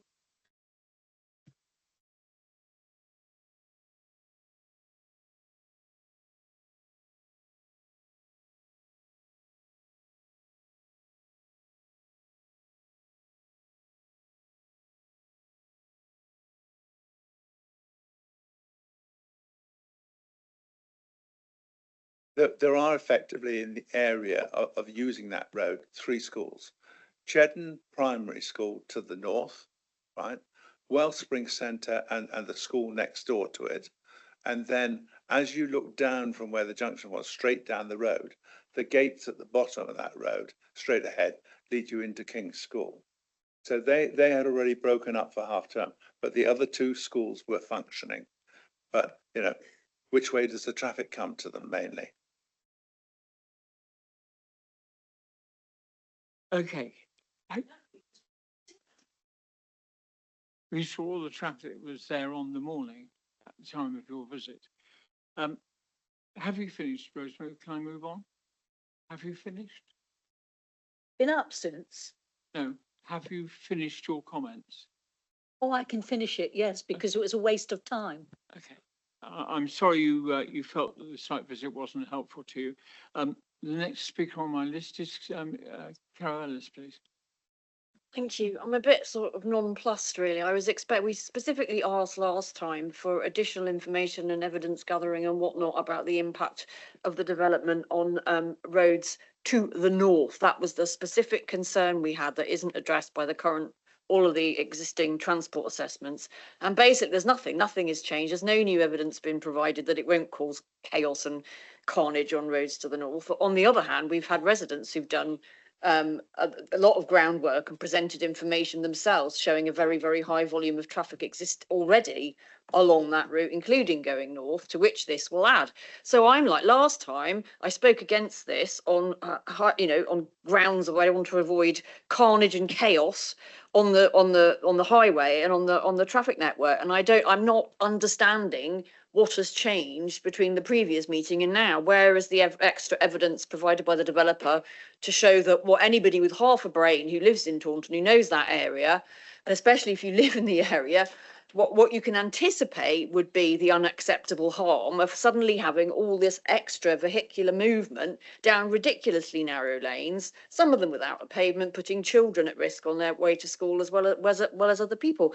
I mean, I just don't understand why has no extra work been done. They've just kind of said, well, we've addressed this, we're not going to give you any other information. They haven't done any other investigations, and the problem is that the evidence provided by the developer and highways and that is inadequate. You can't, when you know for a fact that there is other information and evidence provided, for example, by residents that contradicts what the developer is saying, as in, oh no, there'll be hardly any vehicle movements, not a problem. It just kind of flies in the face of reality. So I don't see how I can support this. I think that, you know, everyone has said, of course we support housing. They've deliberately reduced the density so they don't have to put in the second access. That's obvious.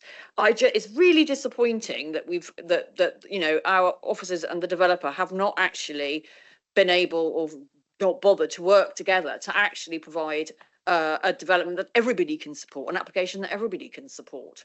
I mean, that potential was there, and it seems to have been lost, which is an awful shame. But the way I feel about it right now is I cannot possibly vote for this because A, the evidence provided to suggest there wouldn't be harmful impacts is non-existent. B, I know, you know, the evidence suggesting there would be very harmful impacts is pretty compelling.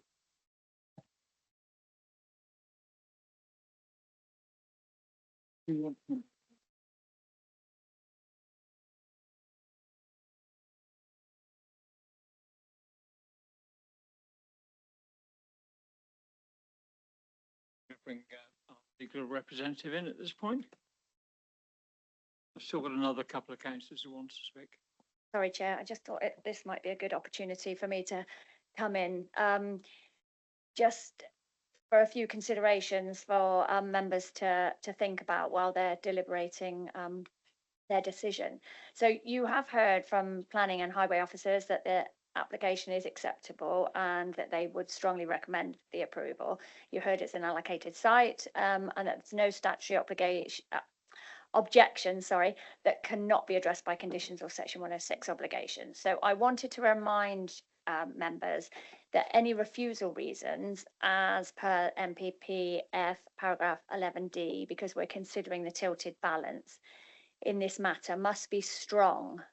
They must be clear and justifiable based on material planning considerations and grounds and consistent with the planning policies. They must be defensible and backed by evidence, because the council would have to defend any reasons that you have at appeal. And an appeal is more than likely to come forwards. The planners have had an indication on that matter. And the council, at this time, there are no statutory objectors, so the council would need to have and would need necessary and satisfactory evidence to defend any refusal reason, or they are going to be faced with a substantial costs award against them. So just a little bit of something else to consider while you're considering everything else. Okay, I still got a couple of councillors that have requested to speak. Nick followed by Habib Farberhai, please. Thank you, Chair. Just very quickly to start off with, I must declare that Mr. Willoughby Foster did phone me up last week, so I forgot to mention that. And we had a conversation. Thank you for that. He just referred me to his letter he sent, which I hadn't seen and I have read since. So I forgot to. I didn't realise he was in the room. So, but yes, it just reminded me that I did. Okay, so just to declare that one.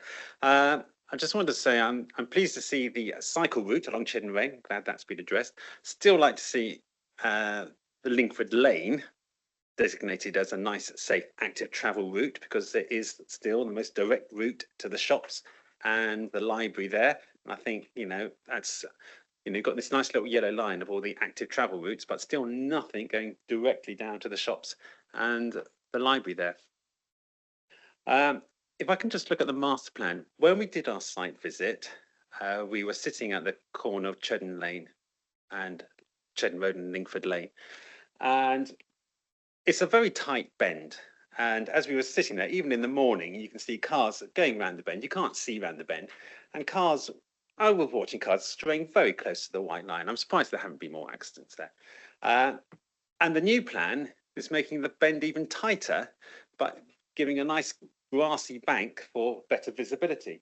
And I did discuss with Highways when we were there, would it not be better to, rather than put a grassy bank where you've got good visibility, but turn that junction into a mini roundabout where you're actually, all the cars going north and all the cars going south, as they're coming to that bend, are actually being separated out. And therefore, you're vastly reducing the element of a crash. So I was wondering why putting a mini roundabout there would be objectionable. And that's one question. The other thing I was going to say is, I mean, I've just spent my weekend up in London doing a A-level revision course for some physicists who realised that their exams are in a month's time and they haven't done enough work. So as a result, I would set them questions, they'd select the required information, they'd do their calculations, and they'd come up with a conclusion. And when they've got a car speeding down the motorway at half the speed of light, I would sit there and go, does that look sensible? And they go, well, I've done the right calculation. I went, yes, but I think your information is wrong, or your information is inaccurate. I'm sorry, but I think highways, they've gathered their information, they've done their calculations, and they've come to the conclusion. And I think, like my A-level students, their answer isn't sensible. I don't think this is a sensible proposal for that site. And the reason is because there's no second access. And the reason we refused this before, or wanted to defer it before, was because there's still no link route. There's still no second access. I mean, if there was a second access to this site, one north, one south, then, you know, nobody's objecting to their houses. I think everyone in this room would probably agree to it. But we're missing a second access, and it's all down to this ransom strip. Now, we've been told that we have to prove this on the evidence. We've been given a lot of evidence from highways, but where's the evidence that the developers have approached the Crown? And where's the evidence that they've had a reply from the Crown? And without that evidence, how can we make a decision?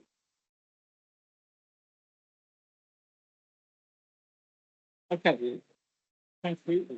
I'm going to allow the highways officers to respond to you, but I will point out that you know, you have expressed an opinion, and the opinion, the technical opinion from our technical consultees are that it's not the issue that you perceive it to be, and that's what we would have to defend at appeal. So we need to be conscious of this now. So, yeah. Please, if you will.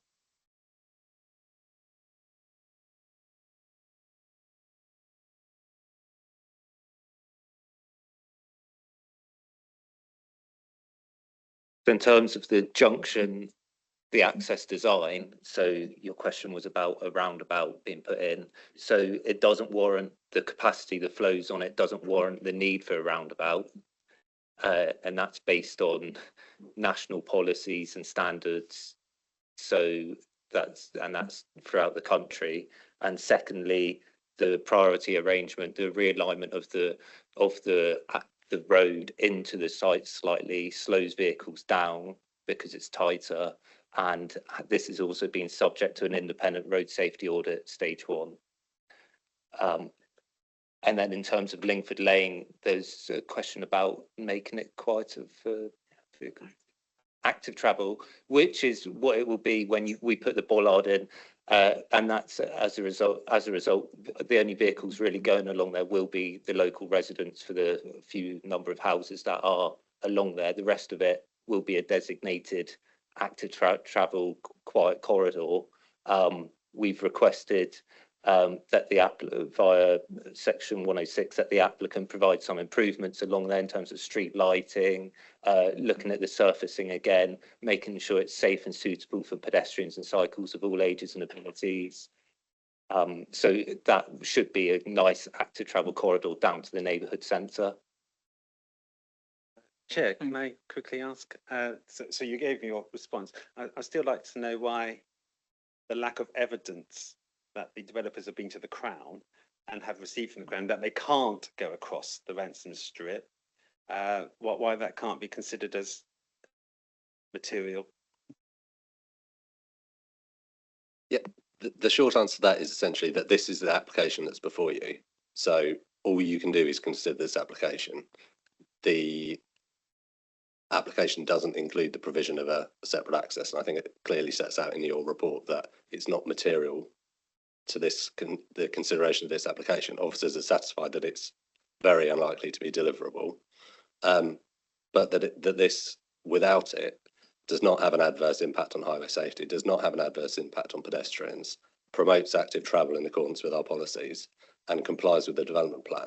So given that it complies with every policy test that we've subjected it to, there's no real need for the officers or the council to go back and ask that to recommend refusal, at which point would cause the applicant to look at something else. But I would say, as has been alluded by Gary Collins, if this application were to be refused, the outcome is likely not to be that they go back and look at another access. The likely outcome is that they go to appeal, and our professional advice to you is that there's a strong likelihood it would be allowed on appeal.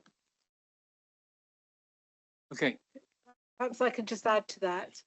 The changes to the NPPF that were made in December and the pressure on authorities to deliver housing means that almost every application that goes to appeal for a housing development is being allowed, unless substantial serious harm can be identified.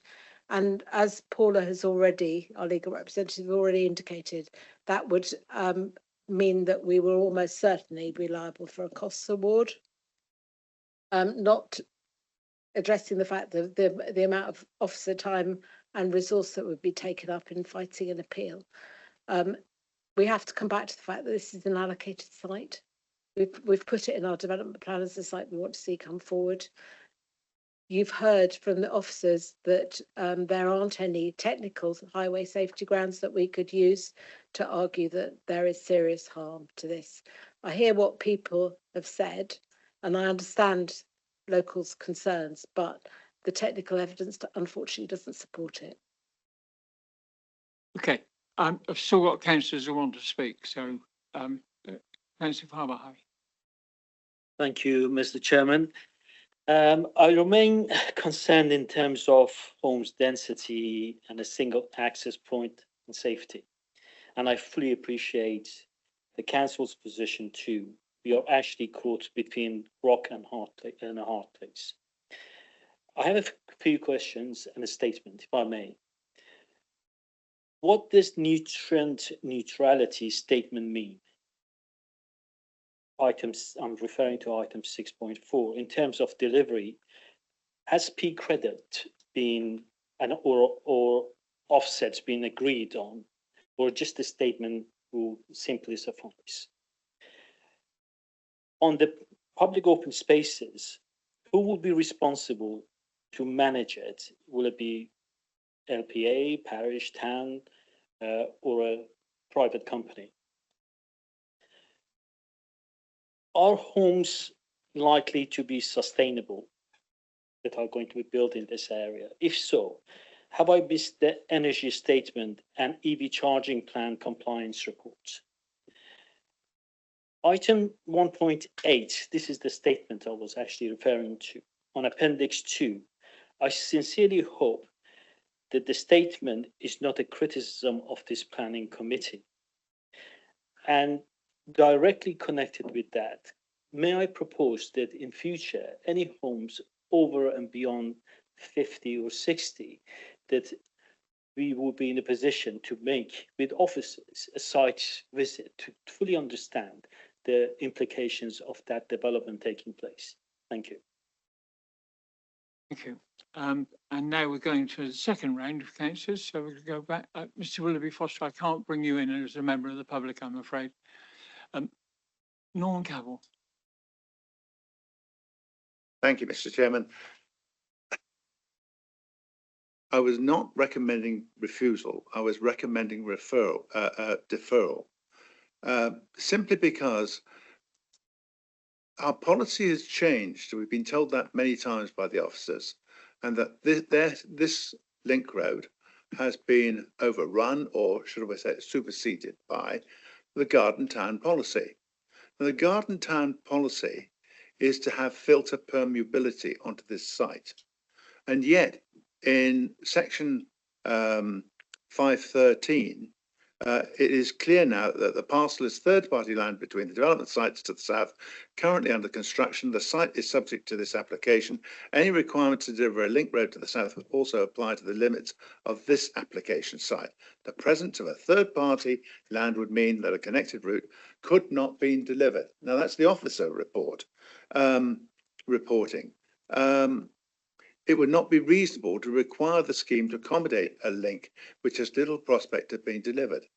So if we knew who the third party was that owned the land, and they could be convinced quite happily, and I know the Crown policy is to support community, they've had a good bite of money out of Nell's site, and that was their policy from 2014 AGM and has continued ever since. So I cannot see that they would hold up a link. If we could get a link agreed through that route, it would support and deliver part of our Garden Town policy to provide a bus service up through that would serve this area well. Now, or are you saying that there's already a bus service that will serve this area well on the Cheddar and Wellspring Road? Because I don't believe there is, and I haven't seen a plan to provide anything like a regular enough bus service on that route there. So just as a hypothetical, if we were to defer, if we could get agreement from a third party landowner that it was deliverable through that site, would we then push for a permeable boundary with a bus route through there?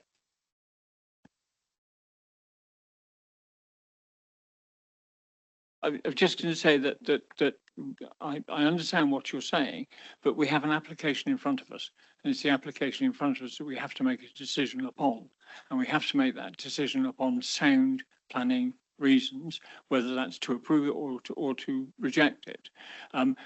Hypothetical questions about if we involved 3 or 4 other disparate parties, could we achieve something different? I'm sorry to say it, they're a bit of a red herring. In my view, because we have an application in front of us, we have deferred it once. Okay, I'm really concerned that if we do not reach a decision, whether that decision is to approve or not to approve, then we will find ourselves at an appeal, which I think there's a 99.9% chance that we would not win because of the changes in the NPPF in December and our 3-year HLS, housing land supply. And for those reasons, that's my view. I'm so sorry. I'm not going to have people interrupt the meeting. Okay, I've tried to be as reasonable as I can with everybody, but I will clear the room if I have to. Okay. Of course you can come back, Norman. I think you meant to defer or to refuse. They would go to appeal. If we approve, they'd be very happy. I think really this means we're being threatened almost that we've got to go down this route. No, that is the reality of where we are. It's not a threat, Norman. No, It's sorry, not a my promise, apologies. Norman. I withdraw that It wholeheartedly. is a statement of exactly where we are. Now, like it or not, that's where we are. We have to make a decision today on the application in front of us. And we do not have the technical support to, in my view, anyway, to refuse it on the grounds that are being suggested. We don't have the technical support that will allow us to do that, in my view. Now, okay, you're perfectly at liberty to take a differing view from me. Of course you are. Okay, now that was the start of... Sorry, can I just, and then I will shut up. I'm not trying to stop As you nobody speaking, has Norman. yet seconded a deferral proposal, then there is only one thing to say. A freedom of information request can't be answered, it seems. I have spent 3 weeks trying to ascertain, and I have been sent from pillar to post, and I have not had a definitive answer. That raises questions as far as I'm concerned, Mr. Chairman. Okay, Norman, I hear what you're saying. I have no idea why a freedom of information request has not been responded to in the appropriate time. I do not have an answer for that. And I'm not going to pretend I have. Okay. That was the start. Almost the first of the second round of councillors. I would like to try and bring this to a conclusion. I don't know if any other councillors have anything else they wish to say. Sorry. Can we answer Councillor Farberheit's questions, please, gentlemen? Yeah, thank you, Chairman. Thank you, Chairman. So in respect of nutrient neutrality, the applicant's using a combination of on-site works to reduce the phosphate budget and a combination of credits, and that approach has been agreed with the council and Natural England. It will be secured by conditions in the Section 106 agreement. EV charging points will be provided in accordance with building regs. The open space, I understand the intention is that it will be a management company, and that will be secured through the Section 106 agreement. I'm not sure who raised it, but site visit officers are always happy to arrange site visits. It's probably worth noting we all do several site visits before turning up to a committee, so you're always welcome to join us. And hopefully that covers your points. Thank you, Chairman. Okay, does that answer your questions? Right. Do any of the other councillors want to come back? I'm not seeing anybody. Okay. Well, from the chair, I'm going to propose that we accept this application and we approve this application. Can I see a seconder, please?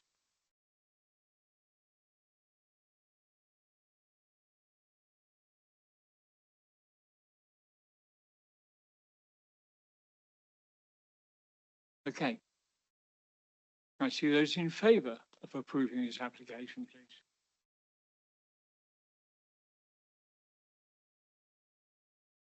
Three. Can I see those against that, please? Okay, 4. Okay. Now, what we need to do now is have reasons for the refusal. And I'm sorry, abstentions. Three abstentions. 2 abstentions. 2. 3. Sorry. You abstained, right? 3 abstentions. Okay.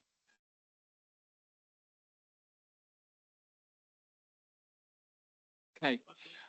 We now need another motion for the reasons for refusal.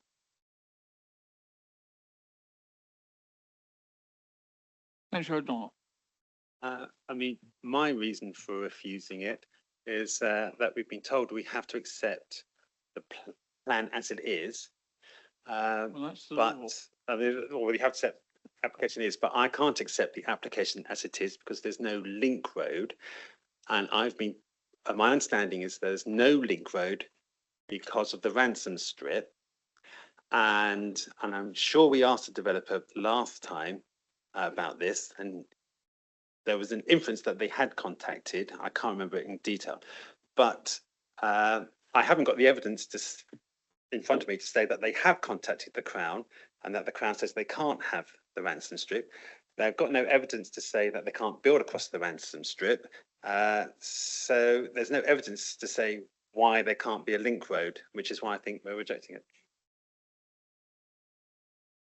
I'm sorry, Councillor, before you move a motion based upon that, there's 2 big flaws in that. One, of course, is the climate positive planning document that says, as a council, we're not going to pursue a vehicular link.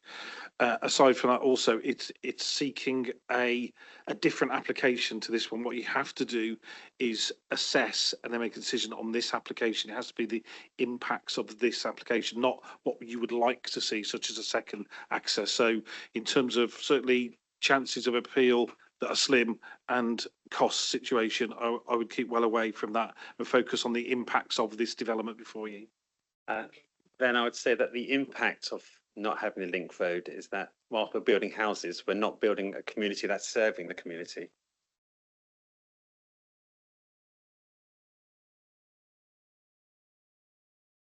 The problem with trying to link it back to the link road is that the link road is not in this application. So something you might wish to see in an alternative application is not what you're looking at today. What you're looking at today, and you have to make a decision on, is the application in front of you now. That application, if you can see some harm in it, that we can back with technical expertise, then you have the basis for a refusal. Other than that, it is a very, very dangerous road to tread. So, Norman, you want to come back? No, I want to try and suggest a reason for the refusal. And that is, I have a wish to support the climate change and the garden town policy. The garden town policy that is ruling supreme, and that is for active travel, whether it be walking, cycling, or whatever, and for a permeable route that allows a bus service. That will reduce car travel, and that I would have thought is a policy we should be supporting. The issue is that the council has already accepted that they're not going to see that link road, and there is an active travel route through this site. And I'm going to bring the officer in. I'm going to bring the officer in to confirm what I just said. Paul. Yeah, thank you, councillor. So as has been said, we can't include reference to a link road in the reason for refusal. This isn't part of the application. And I can't tell you what your reasons for refusal are. However, from listening to the debate, I would understand that there is concern with this application because it has not been demonstrated that the vehicle impacts associated with this scheme can be accommodated on the highway network without detriment to highway safety and the free movement of pedestrians and cyclists, is what I understand the debate has centred on. And hopefully that will give you some kind of steer to form your reason for refusal.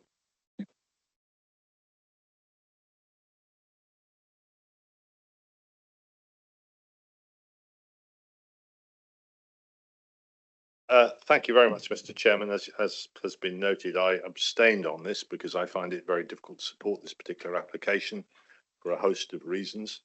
However, there is one area that I don't think the debate has adequately probed, and I'm happy to be told I must have been asleep, but and that is the density, which is required by the local plan to be at a certain density. This is not at that required density.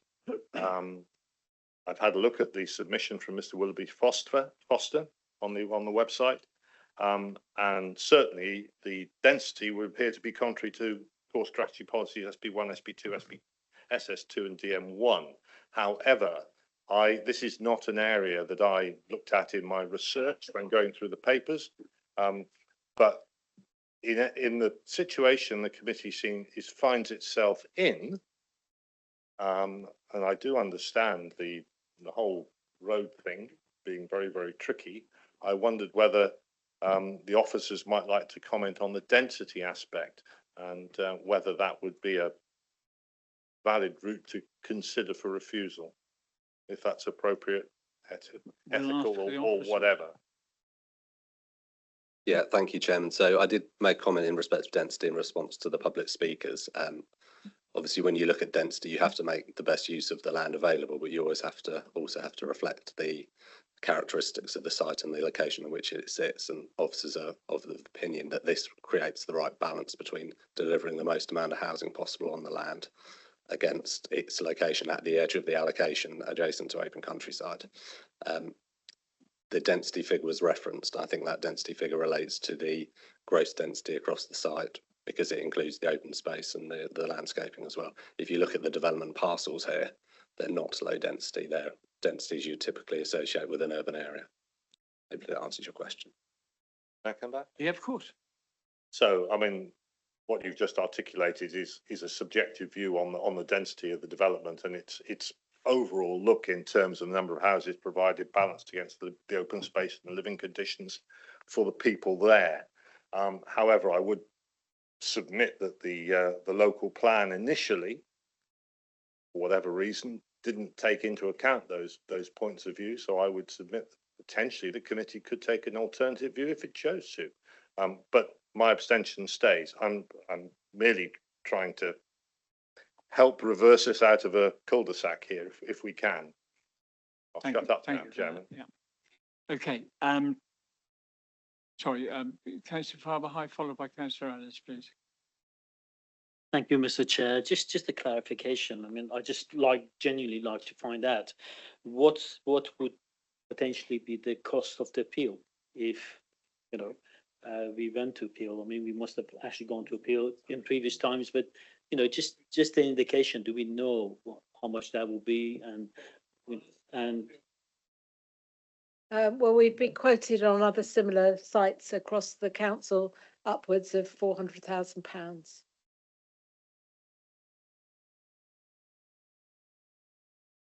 Well, we wouldn't necessarily use the SIL money if it was allowed on appeal, so we would still get the SIL money.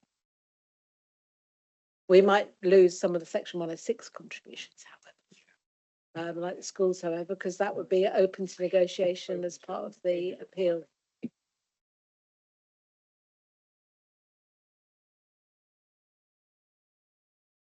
I mean, basically, my view is it is unacceptable. The development is unacceptable on highways grounds, and it's just disappointing that our officers and whatever haven't done the work that demonstrates that. But I was reading an appeal that was dismissed, and this was about highways grounds as well. And the inspector said they didn't consider the transport assessment work took a sufficiently precautionary or robust approach, and that the evidence was not sufficiently satisfactory to reach a fully informed conclusion about the severity of impacts on the local highway network, and the transport assessment did not allow for the likely impact of the proposal to be assessed. And I kind of think that's what we've been handed something that's inadequate in terms of the transport assessment, and that's why we're forced to conclude, because we've got lots of evidence demonstrating harm, potential harm, well, definite harm in my view. That's where we are. I just throw that in case that's the fact that the assessment, I don't think the assessment, I mean, it's obvious to me the assessment's totally inadequate, the transport assessment, because you've made an assumption that people aren't going to go out north, which is just flies in the face of reason and, living on planet Earth. Yeah, Chair. I mean, I can understand there's disagreement or lack of, the people aren't convinced by the transport assessment that's been done, but we've said time and time again, it is to industry standard. It would stand up at appeal, that assessment. Unfortunately, whilst it's useful to some degree to hear what Inspector said about another scheme, we don't know the circumstances of that. We don't know the 5-year housing land supply. We don't know the quality of the transport assessment that was before that inspector. So really, I'd really guard against essentially, forgive the phrase, copying and pasting an assessment from another case that we don't know about into this one that you do know about.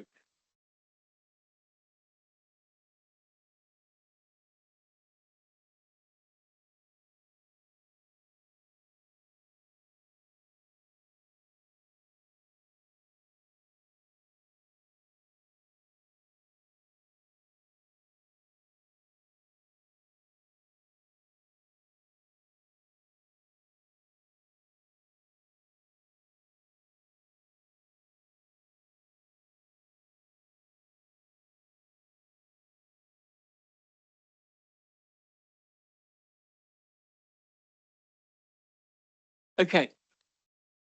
I've made a quick decision. We're going to have a 10-minute adjournment to allow people to consider where they are and what they're going to do and what reasons they're going to use when we come back to appeal this.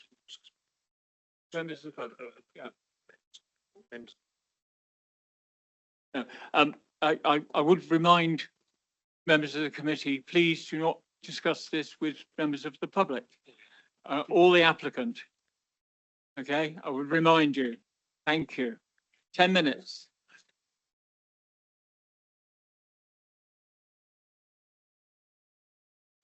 Okay, ladies and gentlemen, if we're all back, we will restart the meeting. Okay. Okay, councillors, we were on past a moment or two ago when we had a short break. So I would like to hear sustainable reasons for a refusal, please. Had a couple of minutes to have a chat and think about it. Have you got any sustainable reasons?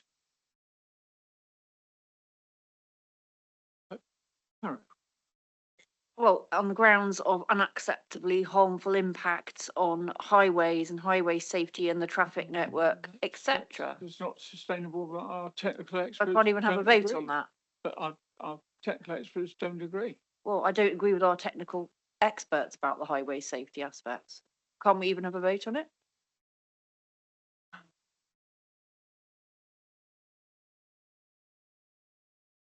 Mr. Chairman, the major objections has been on grounds of highways. Are you saying that any highways objections we put in is unsustainable and therefore our officers will not support this planning committee in its rejection of this planning application Can I on come? highways grounds? Just in response to that, councillor Cavill, because the officers have recommended approval under our code of conduct for our professional institute, we would not be able to defend a reason for refusal on highway safety grounds. We would have to employ external consultants, basically, both on the highways and the planning side, to fight any appeal on that basis. Because as soon as we stood up in the witness box and were asked a question, we would say we would come under fire to such an extent we wouldn't be able to sustain the argument. Mr. Pokey. And I think the difficulty also for us, Mr. Chairman, is that if you look at page 18 and 19 of the report, where it was quite clear that following the deferral of the last consideration of this back in February, the Highway Authority was requested to further review the information submitted by the applicant.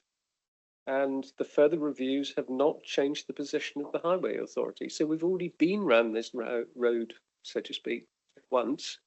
It is very difficult for us to be able to continue to sustain highways issues when we have asked our highways officers to reconsider it, and having reconsidered it, they've said, yes, we think it's fine.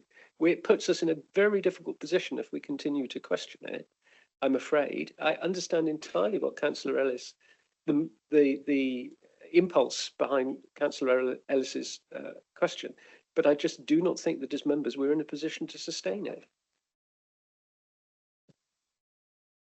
Sadly, I agree. Okay.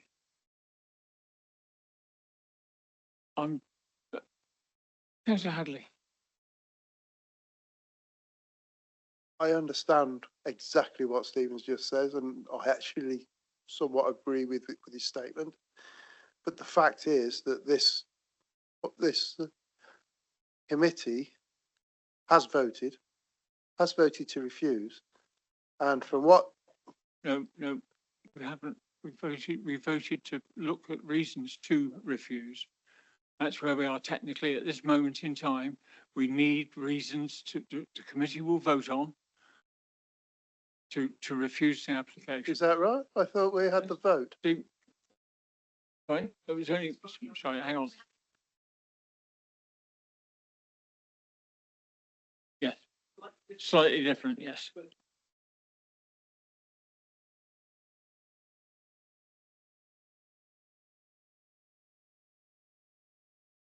And all I was going to say was, added to that, was that the people, and I'm making assumptions here through the conversations that have been said because I abstained, that the reasons why people voted against it was on traffic grounds. I know that doesn't put us in any better condition, but that doesn't alter the position that the last time we saw this application, there was a request to the Highways Department to look at the evidence again, and they have done so, and they have not changed their view. So we've been that route. We did that at the last deferral. So we are in a very, very difficult position. I understand how difficult it is, but we are in a difficult position where our technical experts have been asked to go away and look at it. They've gone away and looked at it, and they've come back with the same answer. Now, you know, what we might like as individuals in a planning application is not the same as what is in front of us. Will, did you want to come back on something? I did say I was going to speak again, but since we're in limbo land, I thought, why not? It, you, I'm afraid what you just said, or what's just been said, has piqued my interest because following the deferral, the Highway Authority was requested to further review the information submitted, which it has done, and unsurprisingly, there is no change. But it strikes me possibly that was the wrong question, because part of the information is about the route north, which has not been provided. Whether it was requested or not, I don't know. I mean, again, I would welcome a view on that. I mean, our highways staff can only do what they're asked to do. If the applicant hasn't provided the information in relation to this, if you listen to all the public, the majority of the public speakers, it was the route north that was the real concern, which we seem to be a bit light on information. Now, I don't know whether some of the councillors who voted against it were expecting this extra information to be included in the mix to come back here today. Let's ask highways. Highways. Yep. So in terms, again, so my understanding is your concern is that future residents will drive northwards towards Cheddar-on-Fitzpaine and that impact. Yeah. So the applicant has followed industry standard distribution of what future residents, if they are to drive, where they would go, and that we're satisfied with that because it's industry standard. The impact of the capacity assessments towards Pricewood Road, through Taunton, etc., were not severe. They didn't show any major delays, so therefore we're satisfied vehicles will route towards Pricewood direction, Cheddar Road, Dorchester Road. So therefore, in terms of any additional impact on Lingford Lane going up to Cheddar-on-Fitzpaine, that we're satisfied that that 10 vehicles or 6% of traffic would not be a severe impact in terms of the NPPF compared to what's existing there. Okay, thank you. I mean, yeah, we're going round and round the houses again. There's nothing more I can add to that. I mean, if the experts say that nobody's going to go up or minimum is going to go up Lingford Lane, that's the situation we're in. I think that is unfortunate because clearly there is a view, a contrarian view, which is one of the reasons I abstained on this. Am I ever going to get out of here? I don't know. Okay. Mr. Chairman, highways agency numbers have been talked about of traffic flow likely to be from the site as standard figures. Does our highways officer have those numbers?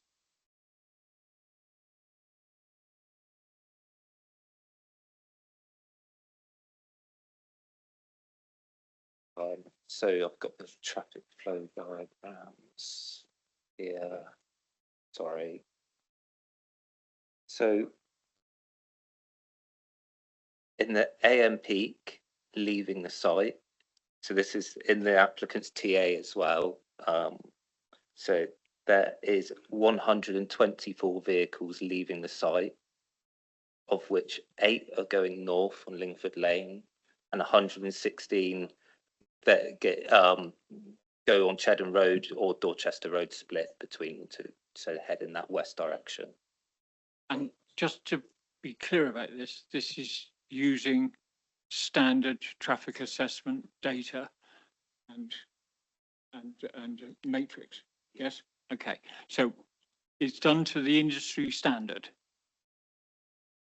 Okay. So there's I don't think we've got anywhere to go with that either, I'm afraid. Okay. Yeah. Do you like me to have a go at the Gordian knot? Hey, please feel free. Feel free. All right. Start. 2 reasons for refusal I'm putting forward. The first is that the committee took the view that the traffic information provided to industry standards did not reflect truly the local circumstances of the area and therefore felt that it lacked substance. No.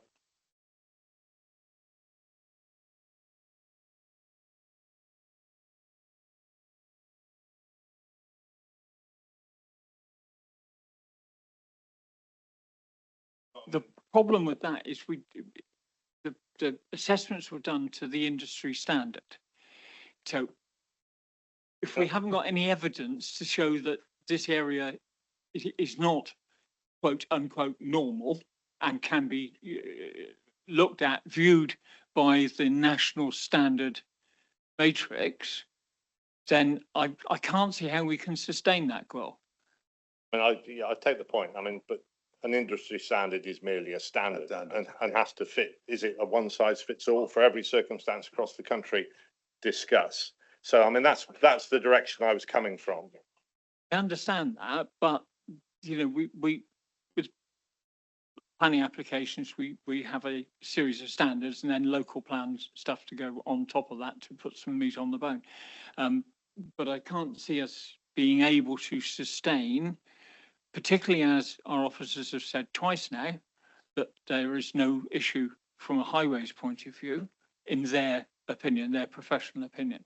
So I can't see how we can, I can't see that as a sustainable argument, Gwil, but thank you for trying. I appreciate it. Well, the other thing is on the density and whether the density would stand up as a reason for refusal. I can't Well, see any I others. think Mr. Sherman explained that yes, there is a theoretical, but we have to take into account the green and open spaces.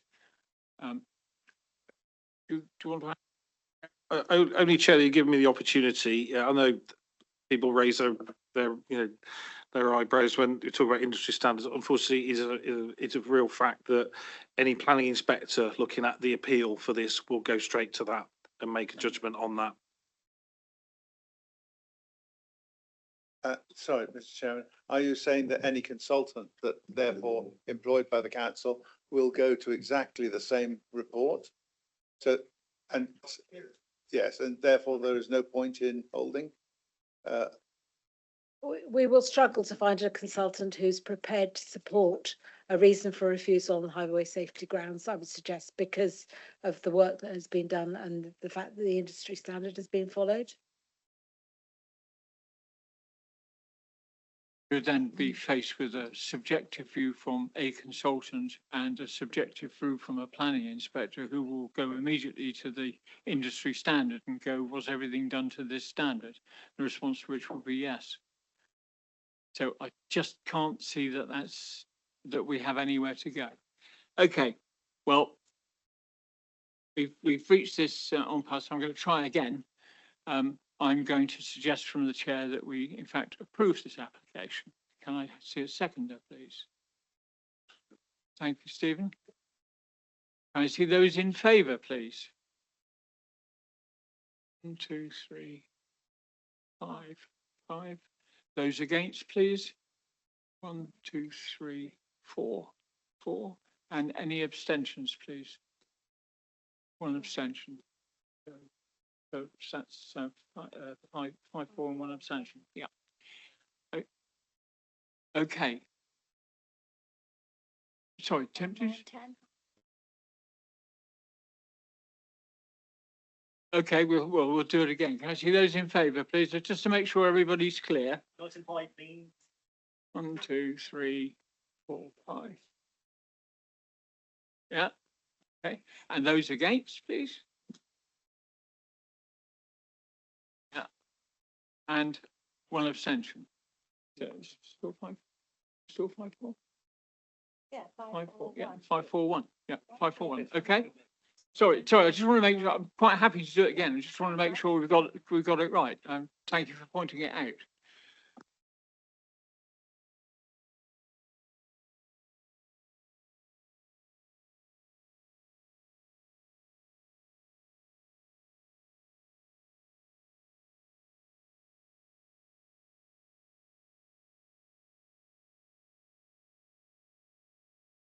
Simon, make sure you announce the numbers.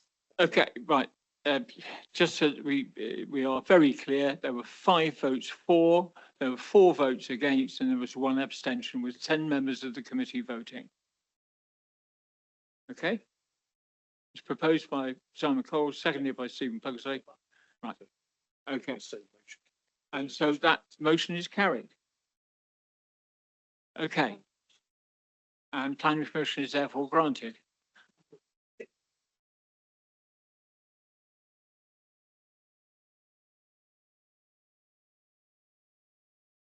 Just a point of order, Chair. I thought under the council constitution, we couldn't vote on the same motion within 6 months.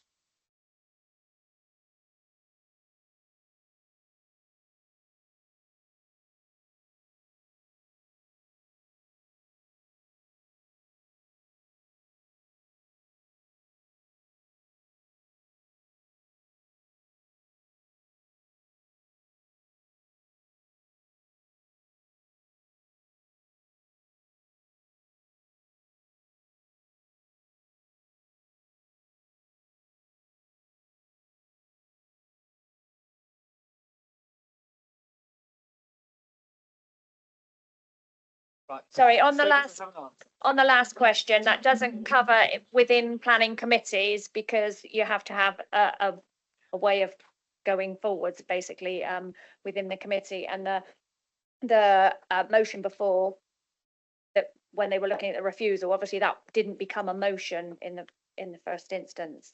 So. I'm sorry, Chair, that doesn't sound an accurate interpretation of the constitution. I think you've just breached the council's constitution. I understand your concern, but my understanding is that is correct because it is a planning committee and it is slightly different because we need to find a way forward if at all possible. Now, if you want to take that further, please do.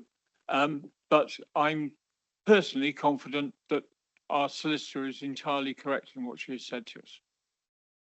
Okay. Well, Councillor, you know where to go with it better than anybody else in the room. Yeah.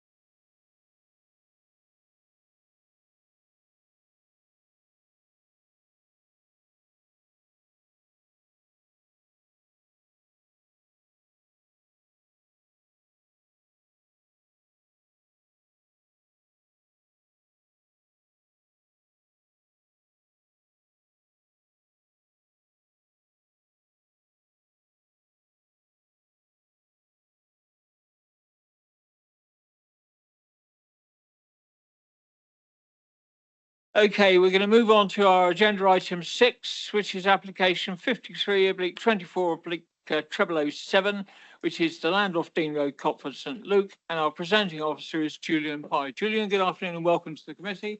And if you'd like to present your report. Thank you, Chair. Afternoon all. This is a proposal for reserved matters relating to previous outline approval that was granted on appeal for land off Dean Road, Copford, St Luke. Just to give you a little bit of context, Chair, location of the site, so I'm sure you members will be aware, is on the northeastern edge of the village, roughly outlined there in red on the overhead photograph, which I'll come back to. And then a little bit more context in terms of the outline permission granted on appeal in February 2023. That provided planning permission in outline for up to 80 dwellings, up to 1,000 square metres of Class C use and a hot food takeaway, essentially a small local centre. All matters were reserved except for the main points of access into the site, which were approved. They're actually shown on that plan: vehicular access, all modes access with the red arrow, 2 points of pedestrian cycling access with the yellow arrows. And there were also a series of high-level parameter plans approved, one of which is before you, which provides essentially the uses of land. And you'll see that there's quite an extensive landscape buffer within the red line, and then extensive existing buffering and planting, which is the darker green, sitting around the outside of the perimeter of the site, within which there's a lighter yellow colour, which is essentially where the proposed residential development is to be located, and then the area hatched towards the bottom of the plan is where the local centre was proposed at outline stage. So overall 4.73 hectares, of which just over 2 hectares is essentially approved for the residential development. This application for reserved matters is just interested in the residential, not the local centre. That outline approval also required there to be a design quality review process. There were various conditions attached to it, and there's also a Section 106 agreement attached to it. There was a requirement for the reserved matters to also deal with a site-wide sustainable drainage proposal, amongst other details. You'll also see there that the 106 included a provision of 25% affordable homes. So, as you've just discussed at length, or in part, housing delivery, very important. Well, this one's about delivering houses, 80 in this case, but also 25% of those is essentially already approved for affordable housing. It also included a contribution towards NHS, so healthcare, electric car club contribution, off-site play, and also an off-site phosphate mitigation. There was another site to the west, which is part of the solution here. Now, that's all kind of part of the outline. That doesn't have to be resolved as part of this reserved matters. What does have to be resolved are those matters set out there: appearance, landscaping, layout and scale, or put simply, the details of the design of this proposal, how it will come forward on this particular site. A number of conditions also, as I've said, I mean, they're not all listed there, but what I have listed for you is, by virtue, if you're minded to approve this reserved matters proposal, it will, in effect, discharge a number of those conditions on the outline, and I've listed those for you. I've mentioned already, because I know we had, Chair, some late information, certainly around drainage, that there is a sustainable surface water drainage scheme for this site. And also measures for its maintenance. So that was dealt with, that outline, the requirement, the details have been submitted. Site and context, I'll try not to dwell on this, I'm very conscious of time now. But you'll see, for those that aren't too familiar, in the centre top, that's again the site, that field that was outlined in red previously, and then working across top left, that's a kind of view southerly, very roughly, with the existing settlement village, the edge of it to the right. So Manning Road, and you can see the existing vegetation, which is outside the red line and therefore isn't affected by development, essentially will be retained. On the right-hand side is a view looking from primarily the east, so back towards the existing village. And then the bottom left, there's an image looking southwest along Dean Road, and that's essentially giving you an idea of roughly where the access point will be that's already been approved. It also shows that existing belt of trees, the majority of which will also be retained, other than the formation of the new access into the site. And then at the top, sort of northeasterly corner here, there is already an existing gated access into the field, but there's also a public right-of-way which runs along that northeastern boundary, so outside the red line, but you've got an idea there that there's potential to think about that sort of connectivity for pedestrians and cyclists. And then bottom right, I've just provided an image which shows a view towards the end of Manning Road, which is here, which is essentially where a new pedestrian and cycling access is included to break through that landscape and therefore connect along Manning Road towards the local facilities that are already in place. I think there's a small supermarket, there's a little restaurant, cafe, and maybe a nursery. Most direct routes, and something which was picked up at outline, but also the inspector thought was important, but also design review process also thought important too. Some updates just to note, I think one of which you've already, or I think you've seen on a sheet earlier this afternoon, there were some additional concerns, reconsultation on revised details that we've negotiated, concerns about that point on flooding surface water, wanted to make sure that there is a suitable scheme. But there have been also other updates as well. And this has had quite an extensive pre-application process, Chair, with your officers and with the applicant. It's been a very collaborative process through that design review process before the Reserve Matters application was formally submitted.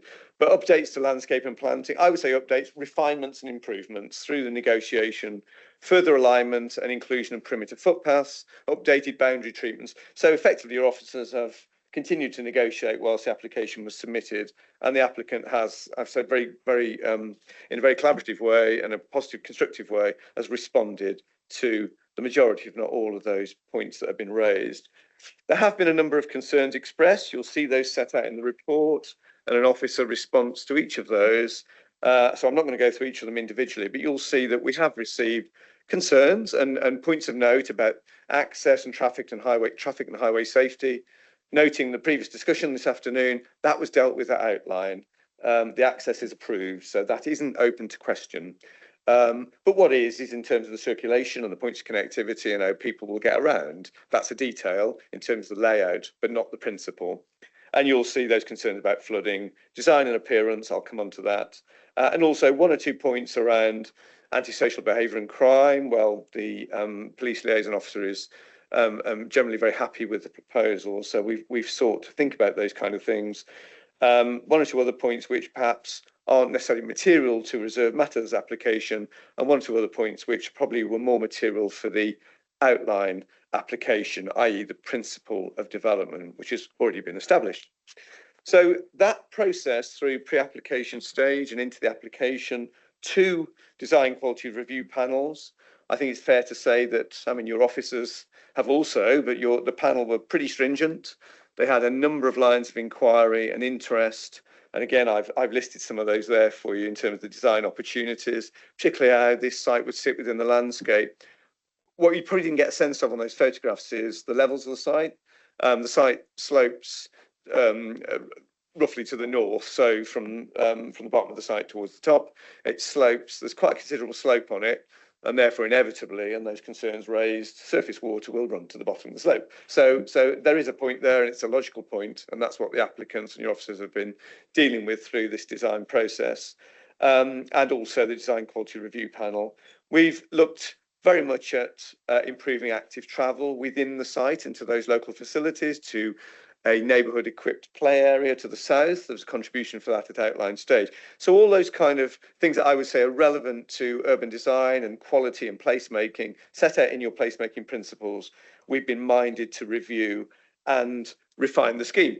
This was perhaps not the first plan, but this is one of the initial plans that were proposed by the applicant. It's kind of pretty straightforward in that it has to respond to the outline parameter plan, so you can see where the houses have got to go and where the open space is. But within that, there's probably a limited choice around streets and hierarchy and connectivity. But I think this initial plan we all felt could be refined and improved. So through that panel process and the workshops that we've held with the applicant, we've sought to revise the concept. We've sought to include a more centralised area of open space, as well as the landscape around the edges and the landscaped area to the north, which includes locally equipped area of play and allotments. It also includes, you'll see there highlighted in blue, 2 attenuation features for surface water. So in effect at the moment, there's nothing to attenuate surface water on the field. It will flow to the lowest point, and there's a drainage ditch. Within this scheme, there are other attenuation features as well, swales, permeable surfaces, and those features there, which won't be permanently wet. I've got a little bit of a section on those, but they will basically help in terms of times of increased rain and perhaps even exceedance of, this is in a low flood zone category, but 1 in 100 flood and plus 45% exceedance. So the applicant has refined those proposals for the drainage scheme as well. So these are some of the things we've been looking at. You see there in terms of key views from the high point of the site. You'll also see this primary route that I might call it is the main access into the site from Dean Road, but also to make sure that, also that the kind of primary link is actually then through to the existing shop and the facilities. There's kind of nowhere to go at the moment further north or east. So that should be that kind of primary street. And that was reflected in the concepts and the refined design. You'll see also that in principle, it's not included in these details. We've sought to consider where a building ought to go in terms of a local centre and how that might address this particular street and corner, and therefore how this development should also address that street and be related to what might be a small park, a small area of open space for the residents and the community. It might be a nice place to dwell in the sunshine with some views over the lower land. Could be rather pleasant. A little bit more on those street hierarchy, but more to give you a view that how this the design has progressed. Very simple hierarchy of streets, 4 levels essentially. The primary street, 2 residential streets below it, and then a private drive. The first 3 are to adoptable standard. Private drive, they're what they are, they're private drives. But we've made sure that they're also connected and linked to the highway, but also to a perimeter footway and cycleway. So you're not living at the end of it and you haven't got to come all the way back round to get somewhere. You can actually get onto the footpath and cycleway, which would seem to be most convenient for all people living on the site. And a simple palette of materials, but not all the same thing. So we tried to move away from everything being just tarmac and blacktop and have a little bit of a think about that central area around the open space. Similarly, in terms of the landscaping scheme, thinking about that site-wide sustainable urban drainage scheme, how that can be incorporated within an overall landscape plan. And that's what we've sought to do. And that gives you a little bit, not all the detail, but a little bit more of a detail on a site-wide basis. You'll see here the continuation essentially of the footway through to the connection through Manning Road. So some attention to detail of what happens here. And essentially, for example, if you live in one of these houses here at the end of the first road, you can actually walk, maybe cycle too, along this perimeter footpath onto that connection. Otherwise, again, you'd have to go all the way back round, and it's kind of not what people really want to do, particularly up and down the slope. So there are some details in here which I think are starting to work well. And also just to, if you think about the journey through the site for others, people living in Manning Road could travel through the site, cycleway up to the top corner. There's then a road crossing, and then there's a footpath through to the existing play area, which has a financial contribution from the outline. So try and connect things in the most logical way for people that might use the site and people living next to the site. And just on the left-hand side, you'll see some sections. They're not that detailed, but it gives you an idea that whilst the gradient here is relatively steep in the middle of the site, these attenuation basins aren't going to be big holes in the ground which have to be fenced off and no one can use. For the majority of the year, they're probably going to be dry and they form part of the landscaping scheme, so part of the public realm. So there could be some seating and access and there's a footpath around it and people can walk through there to get to the allotments and to the play area and a little bit of an orchard as well. So again, it could be, in my view, quite a nice and pleasant place to be. This section to the bottom left is a section through this central open space, which is where the levels are most critical, but it gives you an idea of a terracing of that open space. So again, people are able to sit and face the sun and dwell essentially, and that's a less formal area. It doesn't have formal play equipment for those reasons. Very quickly, just on design and placemaking character, the applicant has simplified the palette of materials, has simplified the range of housing. They're kind of standard house types, if you like, but through the palette, the refinement to the proportion of windows, simple canopies over doorways, to try and retain that simplicity rather than do a whole kind of cacophony and choices of dwellings and various things going on. We think this will deliver a more ordered development overall, and will be in keeping generally with what is quite a modern village, notwithstanding the original historic core down by the former hospital. And you'll get a sense there of the section through that main street to the top end of dealing with levels in terms of gardens. So any sort of break in those levels will be dealt with in rear gardens, side gardens, rather than try and deal with the through the development block and the formal development itself in terracing. And then that's led us to this refined plan, pulling all those together, which I think I've explained, but there's the primary road, access through to Manning Road, a series of residential streets, lower order streets, private drives, all connecting to a perimeter footway and walkway, points of connectivity to the north and the east to the public right of way, point of connectivity to Manning Road, and retaining existing connectivity to the field to the north. Just other detail you'll see listed, anything that I haven't mentioned. BNG has already been considered through this 10% increase, off-site phosphate solution I mentioned, and air source heat pumps, electric vehicle charging, contribution to a car club space, and a car club space being provided on site. So a more sustainable approach. A number of those material planning considerations, Chair, key issues which your officers have considered through this process with the applicant team, which I've listed there. The result of which is your officers consider that the proposal, the revised scheme, is acceptable in policy terms, including the placemaking principles, and in accordance with the outline consent. There is another addition there of a requirement from the housing officer for an additional condition to deal with details of 2 adaptable units, which are included as part of the affordable offer, so that we can look to make sure that the internal arrangements are suitable to the intended occupants. I think it's also worth saying, Chair, that the one outstanding, perhaps a minor matter from the housing officer, is that the dispersal of the housing units, in their view, perhaps could have been a little bit more. Your officers, your planning officers, think is acceptable in the round, and it's suitable, certainly for future management. The site isn't that large to try and pepper pot houses across just these 80 dwellings. And for that reasons, Chair, you'll see the recommendation there that reserve matters approval be granted, subject to the conditions, additional condition set out in the report.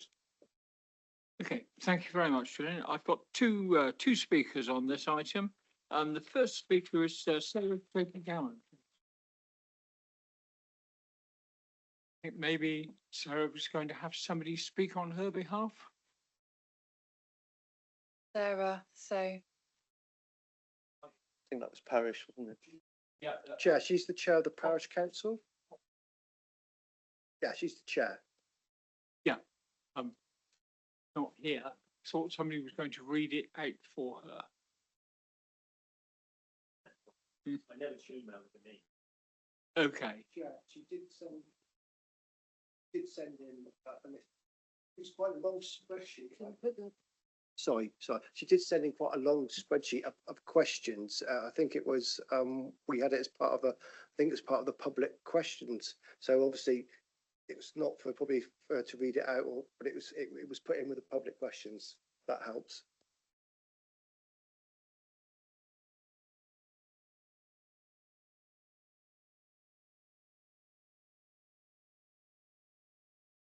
I think we have seen it, so we can see how it comes up in the debate. The other public speaker is Kate Cantwell. Yes. I hope I've got that right. Yes, you have. When you're ready, you have 3 minutes as per normal. Okay, thank you and welcome to the committee. Sorry, there was a delay. That's quite all right. Thank you, Chair. My name is Kate Cantwell. I am an associate at Lighthouse Development Consulting and a chartered town planner. I've got 20 years professional experience and I'm here to speak on behalf of Lovell Homes in support of the Reserve Matters planning application. Outline planning consent was achieved in February 2023 and we've been working with Somerset Council staff for over a year to develop this scheme. The Council's case officer has advised the committee in their report that the plans are considered to be acceptable in policy terms, including the qualitative response to the adopted placemaking principles. The outline consent included a planning condition that required Reserve Matters to be informed by feedback from 2 independent design quality reviews. Those meetings were held in April and then August last year. Following that, we also held a design workshop with council staff from the planning, placemaking and highways teams and had regular meetings and feedback via a dedicated case officer through the planning performance agreement. That process reflects the level of commitment from both Lovell Homes and the council to achieve a quality design for this site. And the result is a development that includes the centrally located public open space, which has got seating areas, tree planting, water features and views to the northern gardens, where the allotments and informal play areas are located beside landscaped wetlands and a link into the existing public right-of-way. There's a dedicated new pedestrian and cycleway connecting to Manning Road and the village beyond, and we're delivering more than 10% biodiversity net gain with protection for the existing mature planting, which is also back corridors around the edges of the site. These are all electric homes, heated by air source heat pumps, and every home has an electric vehicle charging point. And within the site, there is a parking space for the community car club. The design evolution shown on Julian's slides already shows the initial design where there was originally no link into Mannings Road and no central green space. We then introduced those features and worked on some of the highways and urban design issues that were highlighted to us. Then came the design concept for the central square, responding to the site's slope, and next the arrangement of 3 character zones using different external materials and building details, which are depicted on one of the plans shown by 3 different colours across the site. There are no outstanding objections from the statutory consultees. All comments have been addressed through amendments and refinements, as Julian said, and the case officer has recommended approval without raising any outstanding material considerations. Their report rightly states that the amended proposals are a positive response to the site and local context, contribute towards housing delivery, delivering 20 affordable homes, and in accordance with the outline approval and policy requirements. Thank you. So, sorry, thank you very much, Kate. Will. Right, thank you, Mr. Chairman. Yeah, this all seems fairly straightforward. What I am sort of slightly concerned by are the pictures that came as the last review, and particularly this last one. Well, clearly the earlier pictures showed drainage channels, but this last picture is of a footpath that is inundated, and I wonder if the officer could point out where it is, if he knows.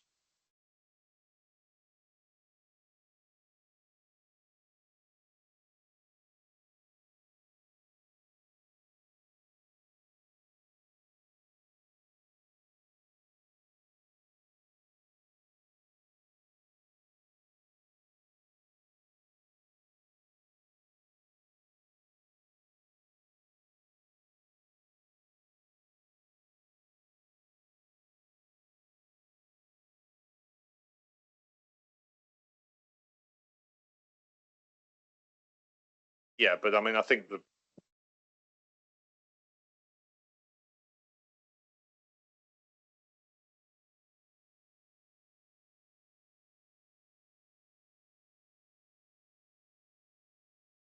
I'm very sorry, madam. I'm very sorry. No, we can't hear you. If you come to a microphone, we can hear you. Yeah. We need to know which footpath it is. So please come to a microphone, push the right hand button, the red light will come on, and then we can hear you. Can you hear me now? We can hear you now.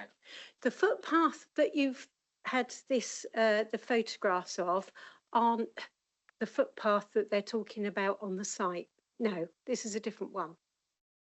The concern of local residents and the gentleman's updated paperwork you've got this morning is the footpath that runs from Burge Farm Lane, which is a public footpath, it's got a number, down into Burge Crescent. And then it crosses Burge Crescent. Can you indicate where that is on that plan? Yeah.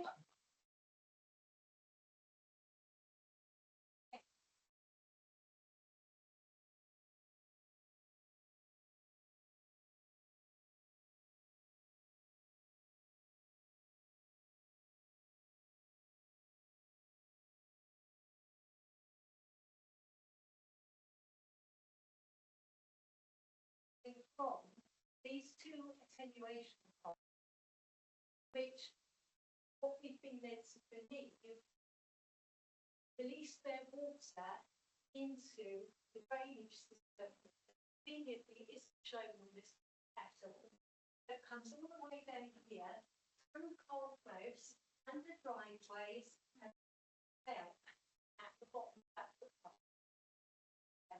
Okay, thank you. We now understand the relationship between your comments and the Yes. site, Yeah. the plan site.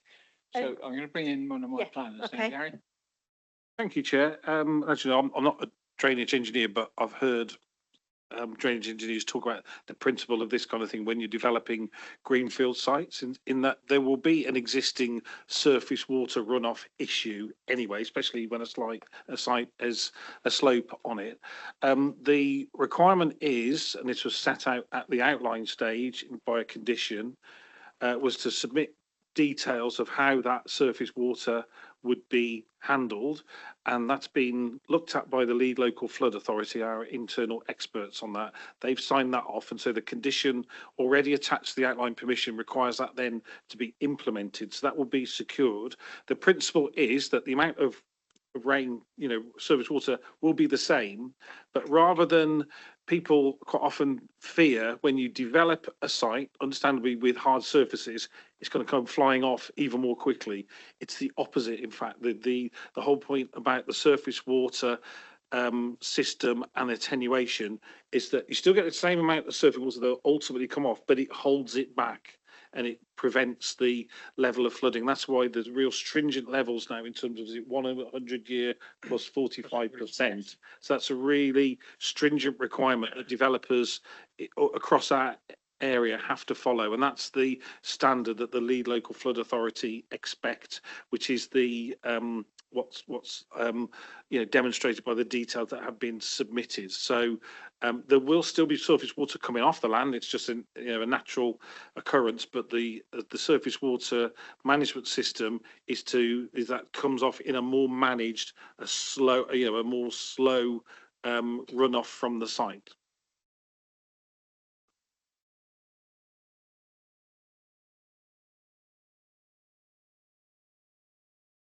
I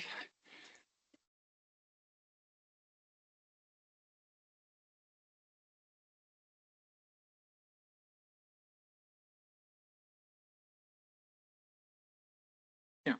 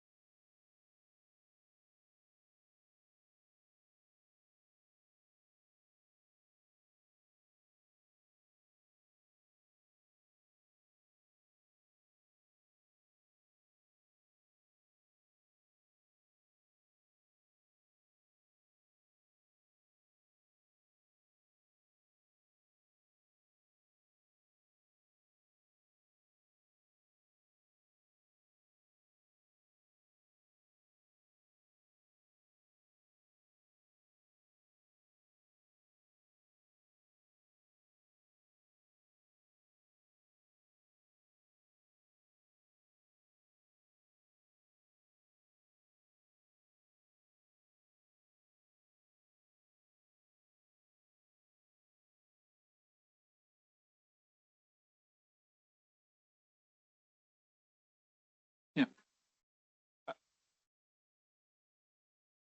Okay.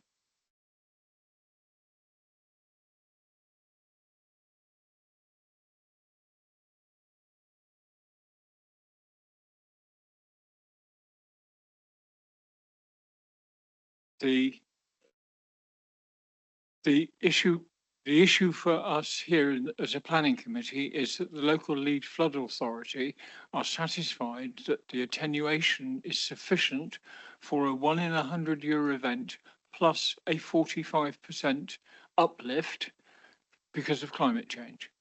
So the local Lead Flood Authority have stated that they are content with the proposals in the application to maintain that, and that is sufficient for this application to proceed. Well, no, the pictures showed a 4-day period of time in December 23. Our concern is what happens on this piece of land, and our technical experts, the local lead flood authority, who can dictate a completely different drainage system if that's what they wish. And they are content with the plans that they have been that they have had submitted.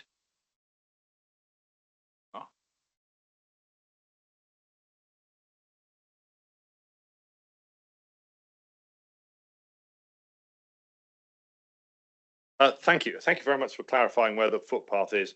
Counterintuitively, it looks as if the water is going from east to west across the slope. Actually, I've just got up a topographic map, and that's actually where the land falls, and it brings it back round the village into the Holts water, which makes more sense. Otherwise, it would have to be taken over a slight hump. I think the main concern was in relation to the fact that this is a footpath that was inundated. Clearly, you get a lot of water around. I just wanted to be reassured. We all know that farmland floods or overruns from time to time. I just wanted to be reassured that the attenuation systems have been properly designed. Everybody was perfectly happy with that, because clearly it's a concern for local residents.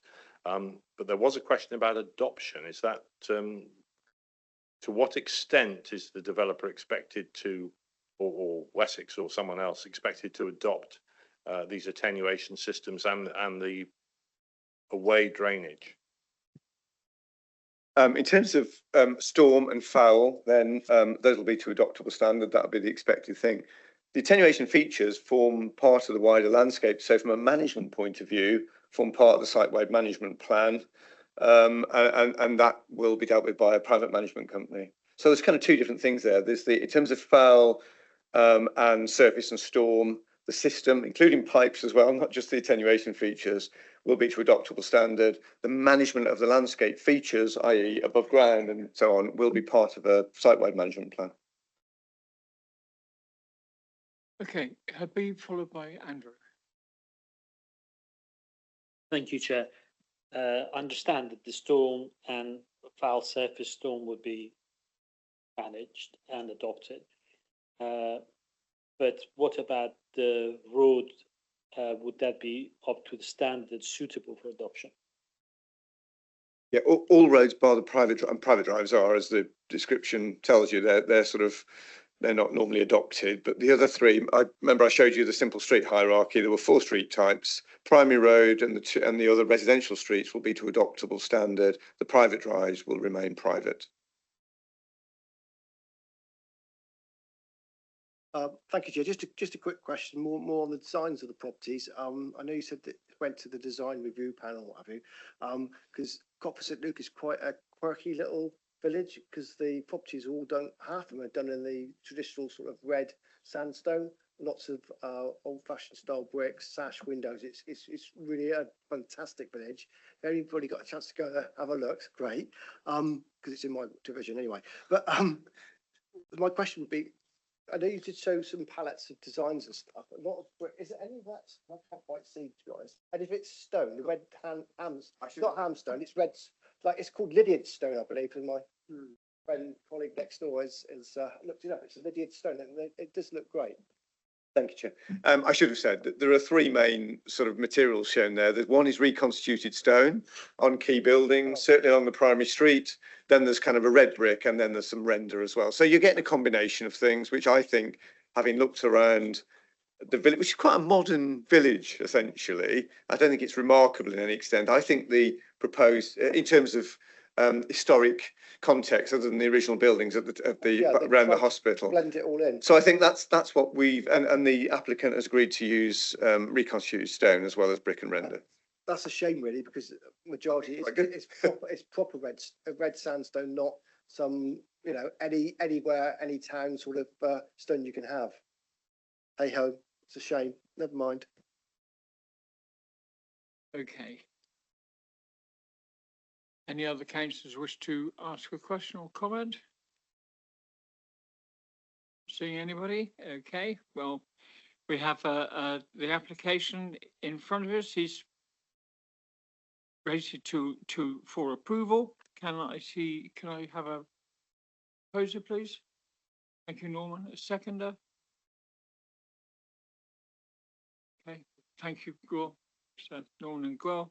And those in favour, please. That's unanimous. Thank you. Thank you. Okay, so that was. Hmm? Do you want another break? Yeah, I think so. Okay, we're gonna have a quick 10-minute break. Because the officers, the officers need more coffee, I think. Anyway, so 10 minutes, please.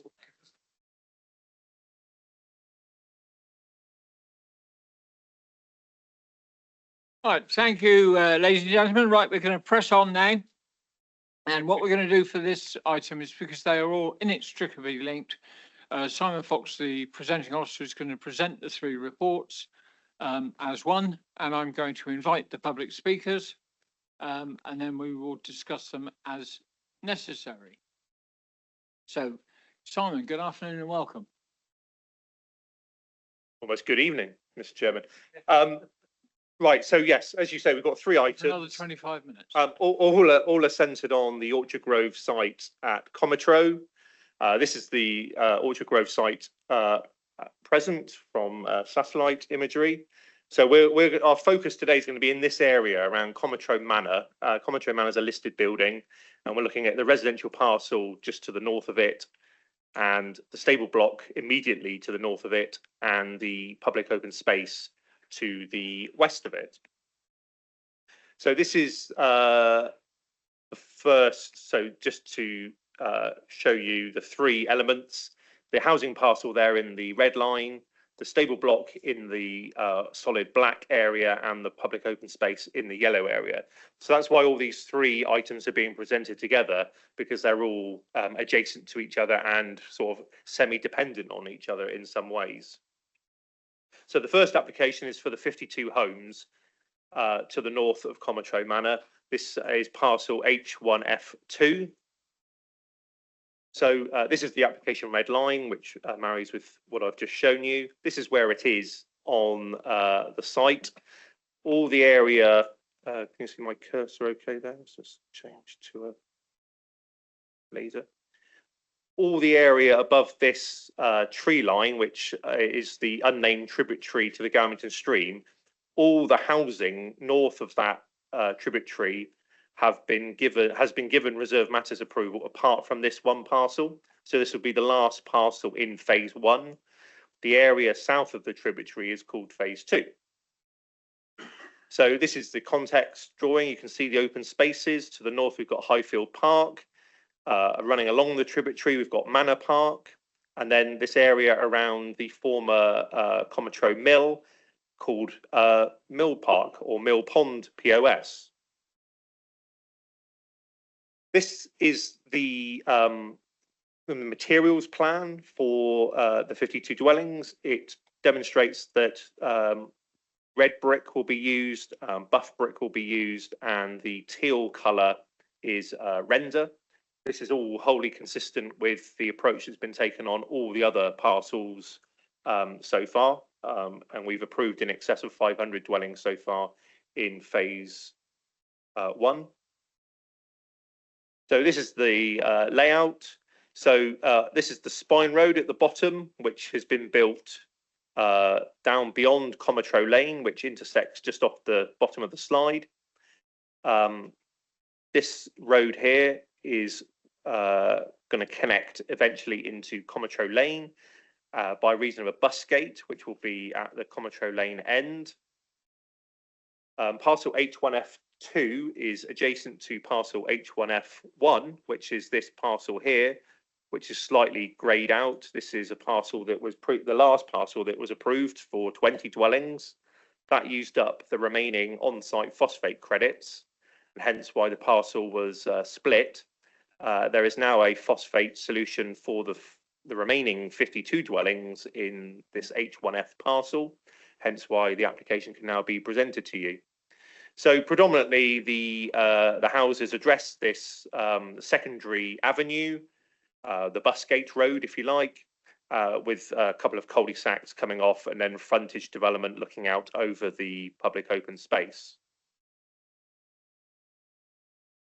This is the master plan that was approved prior to any homes being given reserve matters approval. So you can see here, this was the intention of the layout, which the proposed layout closely mirrors. And then looking at Comatrode Manor, which is the adjacent listed building to the parcel. It has its stable block to the rear and the mill building next to the mill pond. And this is the area that the three applications are going to sit in. The residential parcel to the north, this is the former Comatro Lane industrial estate, which has since been demolished. And obviously there's lots of earthworks going on to prepare development parcels for the housing development. Here are some typical site sections of various parts of the site. It shows predominantly two-storey dwellings. There are a smattering of 2.5-storey at key viewpoints and junctions to the main secondary avenue. This is the elevation or the street scene that would be fronting out onto Comatro Lane. Comatro Lane itself, as you know, is a narrow road. It connects the main road to the north, which goes from Taunton to Wellington to Queensway. It is particularly narrow at this point. There is no footway evident, but the proposed plans include the reduction of ground levels at this point, so the digging down of this bank, and then the creation of this street scene of dwellings. The green line indicates the current ground levels, so there's quite a significant reduction at the far end here of nearly a storey and a bit, and that's important when judging the relationship with Comatro Farmhouse, which is on the other side of the road. Just in terms of relationships and sort of levels relative to the Comatro Manor, which is here. Comatro Manor listed building, as I said, is split into two separate residential properties, east and west. There will be a courtyard to the rear, and then there is a block of apartments, 2-storey, which are proposed to wrap around that courtyard, recreating a sort of a semi-historic form that you may have found at Comatro Manor. This slide also indicates that, it indicates the presence of the existing trackway, which comes off of Comatro Lane and borders the public open space and currently serves Comatro Manor West, and will serve the second item on the agenda, the stable block to the rear of Comatro Manor. There have been concerns raised, and obviously in the past also served Comatro Lane industrial estate with the numerous businesses that were there. In terms of consultation responses and public representations on this application, the initial application sort of instigated a flurry of objections based on a fear that this access road and the alignment and arrangement of development would lead to Comatro Lane being used as another access to the development. And this was roundly feared and not wanted by local residents.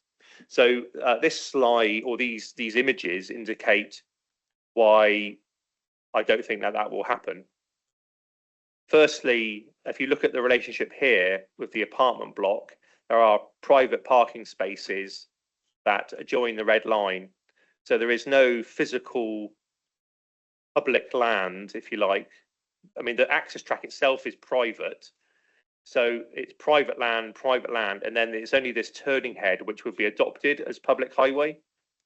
So it's the intervening parking spaces. Plus, if you look at this section, a small difference in levels, which it's my view that that means that it's as unlikely to be used as a quick sort of run through as any other scenario that we might look at in the rest of the town. In order to make that, you're going to have to bump over, you're going to have to break down a fence to get into the public open space, go up the path, probably navigate a couple of bollards, and then go onto the public highway. I think we're in the realms of, you know, if people are going to do that, they're going to do a lot of other things as well. So hopefully through the design and this explanation, the fear from local people can be acknowledged, recognised, but can be put to bed as not being a realistic prospect. Just some elevations. This is the apartment block that I was just referring to. There's about 6 apartments in here, 3 on the ground floor, 3 above. This just shows the elevation relative with the stable block in the background and Cometro Manor. The block has tried to accommodate some sort of window details and features to try and blend it in with a building that is suitable within the setting of a listed building. That's the layout. You can see how it sort of comes round the courtyard, which will be retained for the stable block. And then some typical elevations of the housing within the parcel of the 52. These are the landscaping plans. As you can see from this, there are street trees that adjoin the secondary avenue. There are there are trees within the rear gardens and also incidental trees throughout the parcel. On Cometro Lane, you've seen the previous photograph where a lot of vegetation has been cut down. It's a fairly bare bank at the moment, and this plan indicates landscaping going back in, which would be right on the back edge of the new footway. Then there'll be a private drive behind, and then the housing.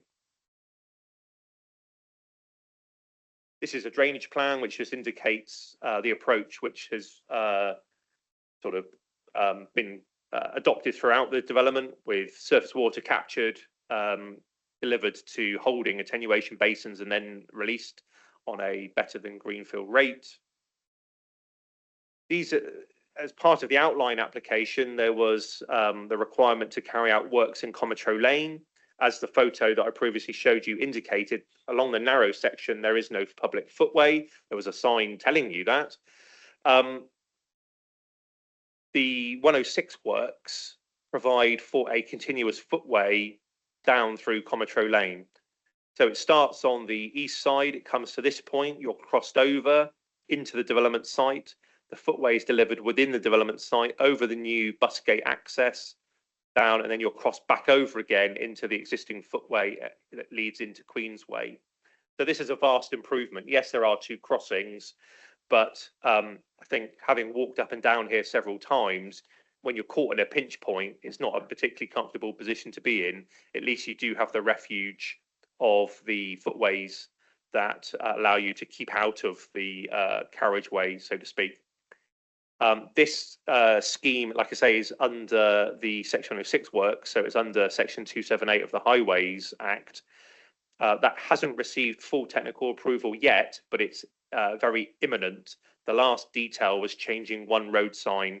So on the basis that that will likely happen or already has happened, I've been comfortable enough to present this to you because it's important to know what's going on here, to know how it affects the parcel that's plugging into it effectively. Because the Busgate starts within these 278 works and then goes into the parcel, and it's an area of no man's land here that is the Busgate area. And if I show you, so that was the 106 plan that was appended to the 106 requiring these footway works. There was a condition attached to the outline which set out that this road was only to be the Busgate system, and the 106 set out that this work in Cometro Lane had to be carried out by 1,200 occupations. So yeah, this is just in detail. This is the work, footway on the right hand side, cutting back into the highway land. Then you go over to the side. This is where the Busgate will be. footway down to this side, and then you're delivered back over to this footway here. Sorry, this was the internal plan. This shows the position of the ANPR bus gate camera. This is the preferred technology that the council operates on all its bus gates. There are 4 others in Taunton that currently work on the same basis.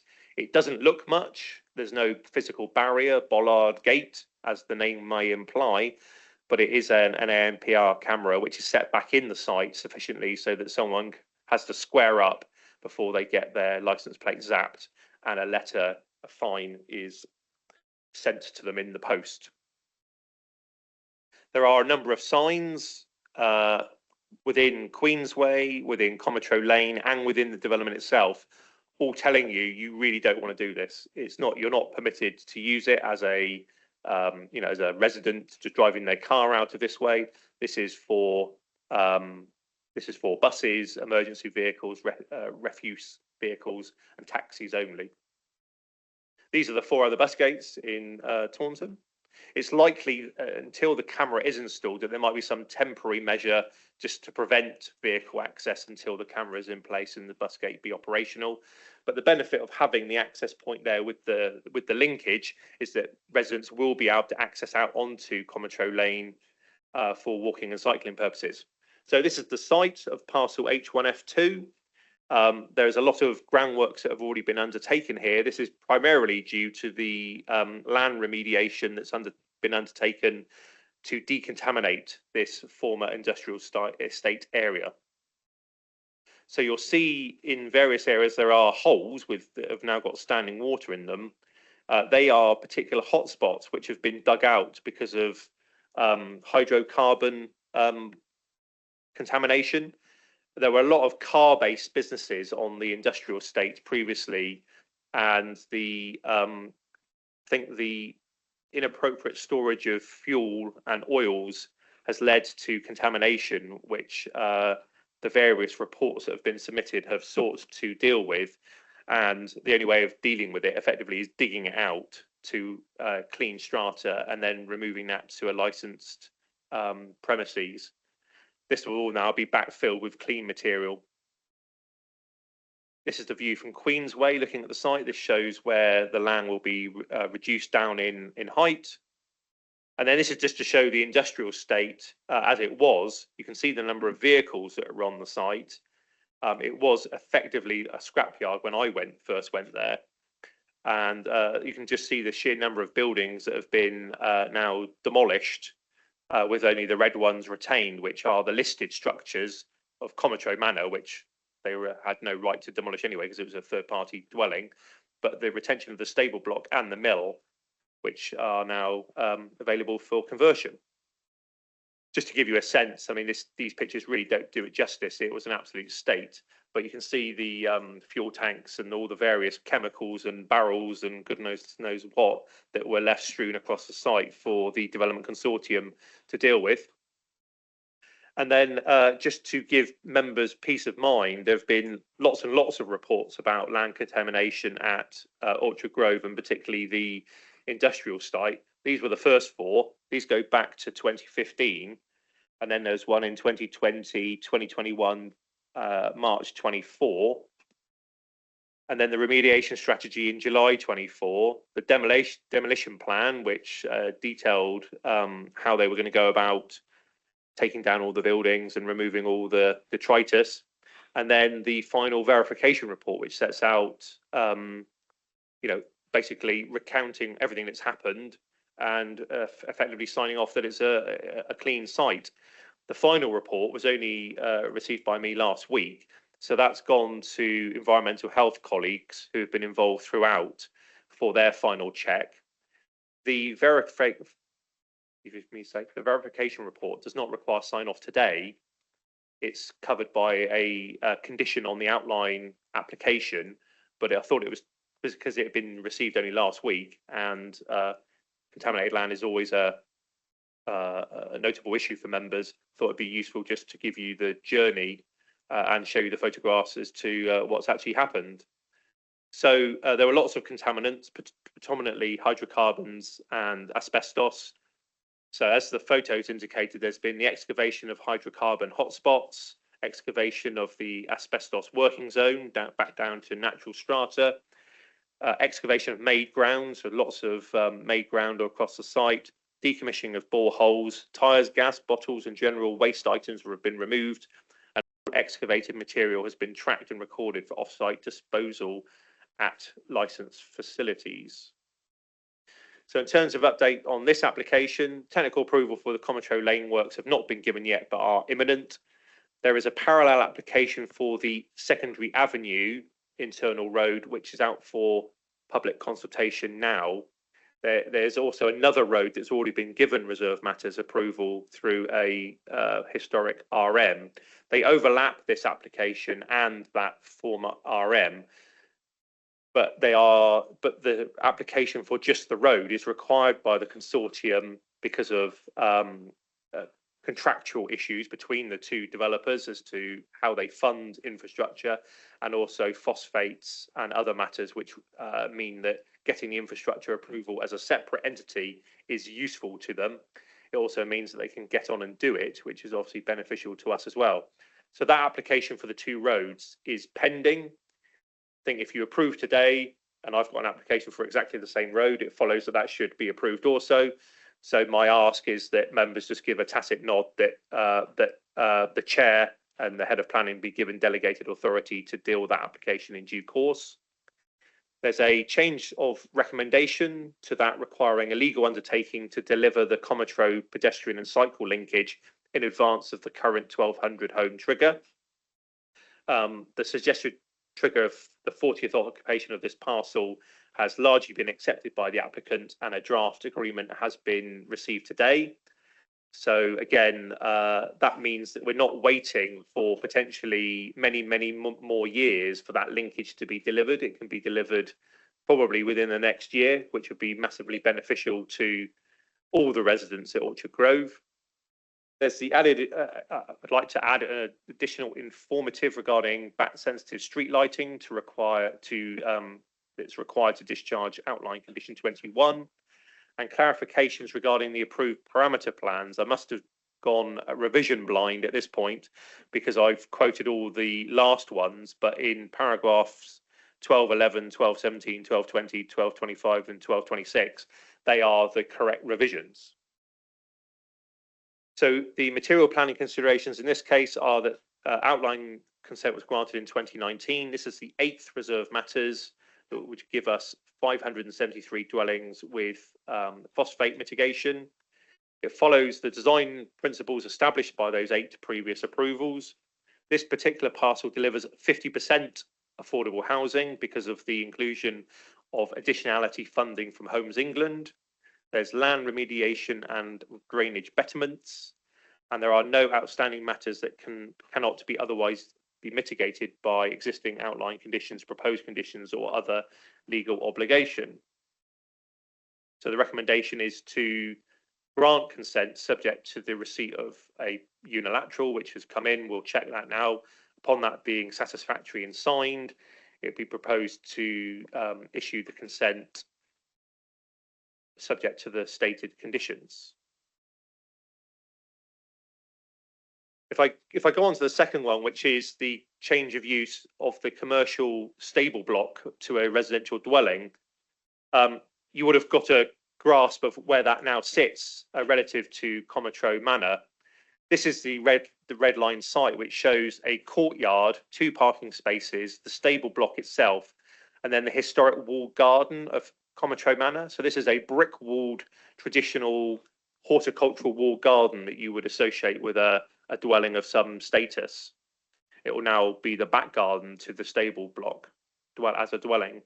So the conversion is fairly straightforward. It's living accommodation on the ground floor, bedrooms upstairs. You would have had a glimpse on the previous photograph that the building is in no great state, has been knocked around quite a lot over the years. So there are lots of openings both to remediate and use for new windows and doors. The rear elevation has very few openings, so there are a few new openings required on the rear elevation. That's how it sits relative to the new apartment block. We saw that on the previous presentation. This, again, you've seen that before. That shows its relationship, and there is, I mean, I think you could line up 100 people and only one would probably guess that that's a listed building, and that would probably be me because I'd know. So yes, this is a good news story. It's a building that has suffered extensively through its commercial use. It's had zero investment, and this will bring it back into a viable use by having it as a dwelling. New roof, all new windows, and a new paint job won't go amiss. This is just a few of the details, and there's the rear elevation. The garden, at least you can get into now. It was completely overgrown when I first went there. Few internal shots, and again, this stable block will be accessed via the access drive that formerly or currently provides its access as a commercial unit, and also provided access to all the commercial units in the industrial park. Again, there has been some concerns about the use of Cometro Lane, even for this one additional dwelling. My conclusion really on this is Orchard Grove is predominantly new housing. There's an established new highway network to deal with all those dwellings. The stable block is listed by association with the Cometro Manor. I think it should follow, therefore, that it shares the same access as Cometro Manor. I think to have it accessed off of the estate road would not be befitting to its status. And also, I think it just makes sense that the estate road is used in this way. That's a conclusion I've reached anyway. So as you can see, you know, a new forecourt in front of this, nicely surfaced, and a new roof on it, obviously to be surrounded by new development as well. This is the mill and the mill pond just to the side of the willows here. The mill building is still a work in progress. Hopefully an application for its conversion will be received shortly. This is the access track going into the dwelling. As you can see, you know, it's of a suitable standard. It was of a suitable standard to serve an industrial park, just to be downgraded now to be used for this dwelling. This is the access off of Cometro Lane. And of course, Cometro Lane has seen its character change quite considerably over the last year. Both the industrial estate having been closed and been demolished has removed all that traffic from the road. But as members will recall, we had some utility infrastructure a bit further down on Cometro Lane with a new turning head.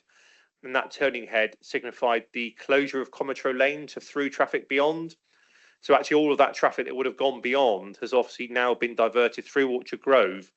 And that means that the environment within Cometro Lane is significantly more quiet than it ever has been.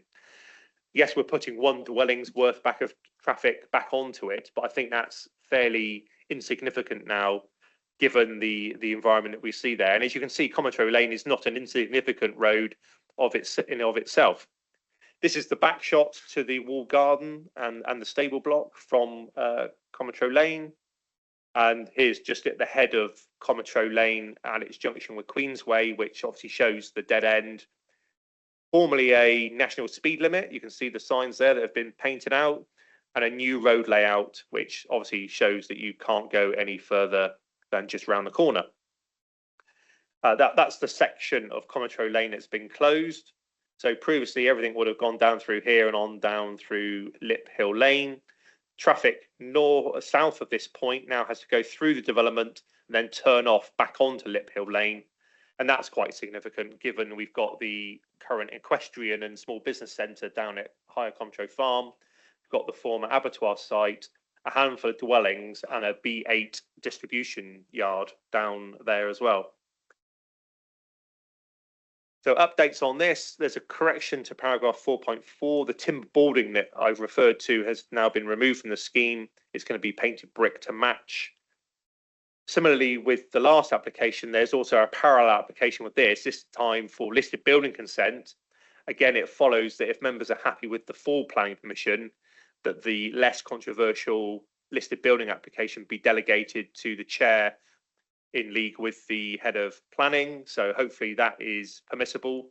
The difference with the listed building consent is that that will carry a lot of the more detailed planning conditions about windows, doors, rainwater goods, pointing, all those sorts of things. This planning application carries the planning issues around ecology, drainage, access, those sorts of things. And together they sort of dovetail to create a complete set of requirements. So in this case, the principle of development has been accepted by the stable being included within the master plan, albeit not particularly well respected in the master plan. It obviously does create a very small contribution to the council's housing supply. It's got a phosphate solution.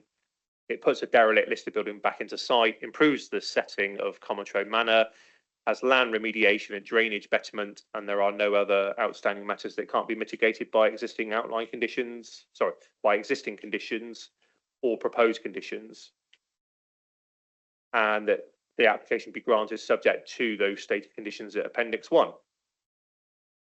So rolling on to the third one, this is slightly unusual in that it's highly unusual that an application for non-material amendment be referred to planning committee, but because it refers to the Mill Pond area, you can see why it's the fulcrum that holds everything in that area together. And as we had amendments to it, it would have been slightly strange to deal that separately out of the scrutiny of the planning committee whilst putting two other applications forward. So this was the approved application for the Mill Pond area from 2019. This area here, you can see how it was going to react or interact with housing pockets that were going to follow. Orchard Grove was slightly unusual in that all the open spaces were actually designed and approved before any housing. So it's probably not unheard of that now going back over it, there are some tweaks to some of those open spaces. But there's the Mill Pond area in detail. That was the approved plan. And now this is the proposed plan. Effectively, the large basin to the north gets split into two. There's a bit of a realignment of the strategic cycleway, a few changes to landscaping, but significantly some acknowledgement of the existence of the listed mill building. If we compare the two together, the mill building wasn't even shown on the 2019 rule. Now we've got it shown, we've got the setting of it right, we've got fencing around it. It will, like I say, be restored in due course. But at least it's acknowledged on the plan, and the paths sort of keep away from it. And that is with one eye on a future use to it. You don't want a public path running sort of immediately next to it. It may stymie future use ideas. The other thing about this parcel, which is of some interest, is that there are obviously retaining walls because of the levels on the site. It is a sloping site down to the tributary. There are the need for retaining walls. The height and extent of retaining walls has been modified since the 2019 approval, but they are a mixture of gabions, and where it retains public highway, they are reinforced concrete, which will now be faced with a brick, so it will sort of try and blend in. And obviously we've got better landscaping now than the 2019 approval to try and blend those walls in the best we possibly can. So this is how it all comes together. You can see how the housing looks out over the public open space. You can see the network of paths that plug into the two cul-de-sacs within the housing. This leads you down into the space. It brings you to the strategic tarmac cycleway, which comes from the Spine Road and through the secondary avenue out onto Commontrode Lane. You'll then be able to, in the future, go through Hawksbridge Park to Lloyd Close, to connect up to the Galmington Stream cycleway, which takes you past Musgrove Park into the town centre as part of our Connecting Argyll Communities document for improved cycling in Taunton. Obviously, there is another route out of the bus gate, and you can drop down into Queensway and beyond, or go north towards the main road into Taunton. The interaction around the eastern edge is such that there's a proposed post and rail fence here. I've suggested in my updates that this gets changed to a wall. This is to improve the setting of the listed building, but also, I think, further diffuse any suggestions of rat running. If you've got a solid wall there, then no one's breaking down a post and rail fence to achieve access. And then this plan also has, like I say, one eye on the future conversion of the mill building. This plan has just been put in for information purposes and shows how the mill building may have a curtilage in the future, eating into slightly the public open space area. But clearly, if we want a viable reuse of the mill, we will need to afford some land to it. And this was, I think, the oversight in 2019. So we're not approving this today, but what I am flagging to you, given the concerns that have been raised about vehicle access to the stable, is that any future application for use of the mill may well seek a vehicle access over the access road to serve the mill as well. So I'm just flagging that now, so there's no suggestion of me trying to pull the wool over your eyes to get the stable block through and then come back in 4 months' time and go, aha, you know, when I said it was only the stable block, well, it's not. It might also be the mill. And that wholly depends on what use it's put to, as to the severity or the extent of the access that's required. But this plan has been shown, has been provided to show how it could be laid out. Like I say, subject to a future application, which may well come before you. So the update is to agree an additional condition to agree the facing brick to the reinforced concrete retaining walls, and to allow for a brick wall of 20 metres in length and 1 metre in height along the boundary with Cometro Manor. The material planning considerations in this case are, it is actually a non-material amendment application. So, you know, up till now, probably 100% of these applications, of which there have been many, have all been delegated to officers. It's only the fact that it had this timely interface with these other two applications, which is why it's been brought to you for completeness and transparency. The public open space has been granted reserve matters consent in 2019, but this scheme, in my opinion, is a betterment by the amendments that have been shown, by reason of its respect both to the listed mill and also one of the other conditions which is being proposed, which is lighting of the strategic cycleway, because there was no lighting thought about for that strategic cycleway. And this is pretty much the main route into the site from the east for pedestrians and cyclists. So with the cooperation with the consortium, to which I give them my thanks, they are entertaining the prospect of lighting, and a condition is being imposed on that basis and will be discussed with the Highway Authority and the future management body for the public open space. So with that, the recommendation is that the application be, the non-material amendment be granted with the additional conditions relating to the reinforced concrete wall facing brick and the additional length of wall adjacent to Cometro Manor, 20 metres in length, 1 metre in height. And then that concludes the three presentations, Chair. Okay, excellent. I have two public speakers on these. The first public speaker is Tony Smith. Push the right-hand button, the red light comes on. Chairman, I did ask for a slide to be shown, which Mr. Fox has already shown, but I would like it back up. Sure it's here. I'm sure it's here. I'm pretty sure I put it in for that eventuality. There it is. No, that's not the one. It's the it was the aerial shot showing all the vehicles scattered all over the. Well, that was the document that I was sent. I did by chance have the picture anyway.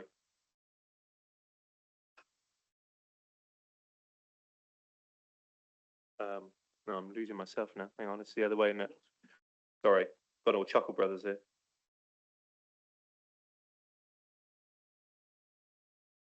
There you go. Right. Thank you, Chairman. Councillors, the nature of the contamination on this parcel of the urban extension was known over 12 years ago, before outline permission was granted. The developers have now dictated that this application come before you today, but they cannot dictate the outcome. Be aware that the case officer had to write his report without knowledge of a key material document, which was only released by the developers last Friday after they had seen his report. That 42-page verification document is a dense technical summary with vital appendices, which can only be accessed by signing up to the consultant's terms and conditions. And none of the statutory consultees, including the LLFA, the Environment Agency, Wessex Water, the case officer, or this planning committee, have been allowed enough time to exercise due diligence by studying its contents. The urban extension is EIA development. The verification document constitutes new information, which has neither been advertised nor consulted upon. Therefore, I ask you to defer determination. I also request on freedom of information terms that the verification report with its appendices be placed on the planning file without constraints. You should bear in mind that the developers previously ordered the demolition of 3 asbestos cement-clad buildings on the industrial estate without notifying the Environment Agency, this planning authority, or local residents, and that they delayed the release of earlier contamination reports by 7 years and 13 months, respectively. Councillors, the time is long past that these applicants be granted the privilege of marking their own homework. The case officer's proposed condition 15 references another key document, the apparently approved remediation strategy dated the 17th of July 2024. That document is not on the file. The verification report received last Friday claims to comply with that strategy, but you cannot read that either. The proposed surface water drainage scheme retains the use of an ancient buried culvert of unknown capacity and condition. Lastly, your placemaking officer has raised 13 detailed objections to this parcel's design, but is overruled, apparently because this design is no worse than its predecessors. Thank you. Thank you very much. The next public speaker is Olivia Davies, please. Good afternoon. Yeah, can you all hear me? Good afternoon or good evening. Members of the Planning Committee. My name is Olivia and I'm here today representing the applicant, Live West in Vistry. The purpose of my speech is to advocate the approval of the proposed development for the residential parcel referred to as H1F2 at Orchard Grove. The proposed development is located west of Cometro Lane and comprises 52 dwellings, including 26 market, 26 affordable, split 16 rented and 10 shared ownership. The level of affordable homes to be provided exceeds both requirements of the Section 106 agreement and the Council's affordable housing policy. Vistry and Live West, alongside the Council, are committed to helping the Council increase the number of affordable quality homes in Taunton, contributing to the Council's 5-year housing plan supply. The applicant has ensured that the scheme before you today comprises high quality, well-designed, energy efficient homes. All the homes have allocated parking as well as secure cycle storage within sheds and garages. All properties include an electrical vehicle charging facility, and as detailed within the approved energy statement, the carbon saving of each dwelling exceeds building regulations. The landscaping proposed for this parcel includes trees on all streets, hedges and shrubs to provide boundaries, and landscaping within parking areas and rear gardens. The parcel abuts an area of public open space also recommended for approval today via the non-material amendment application referred to as the Mill Pond Public Open Space Area. This comprises new parks and gardens, tree planting and pedestrian links, and the overall comprehensive and high quality landscape scheme will provide a substantial area of new public open space for future residents to enjoy.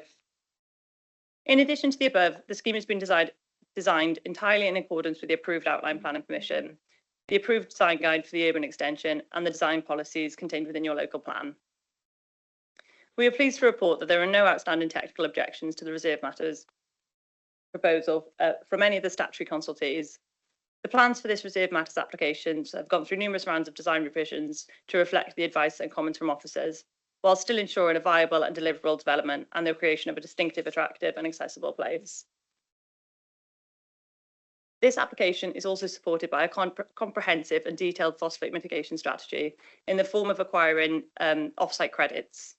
This ensures that any phosphates generated by this reserve matters site would be properly mitigated. The habitat regulation assessment for the site has been prepared in consultation with the Somerset Phosphates team, who are content that the shared HAR is robust and that there will be no adverse effect on the integrity of the protected sites. The development will bring numerous benefits to the community. Economically, it will contribute to the local economy by providing employment opportunities and supporting local businesses.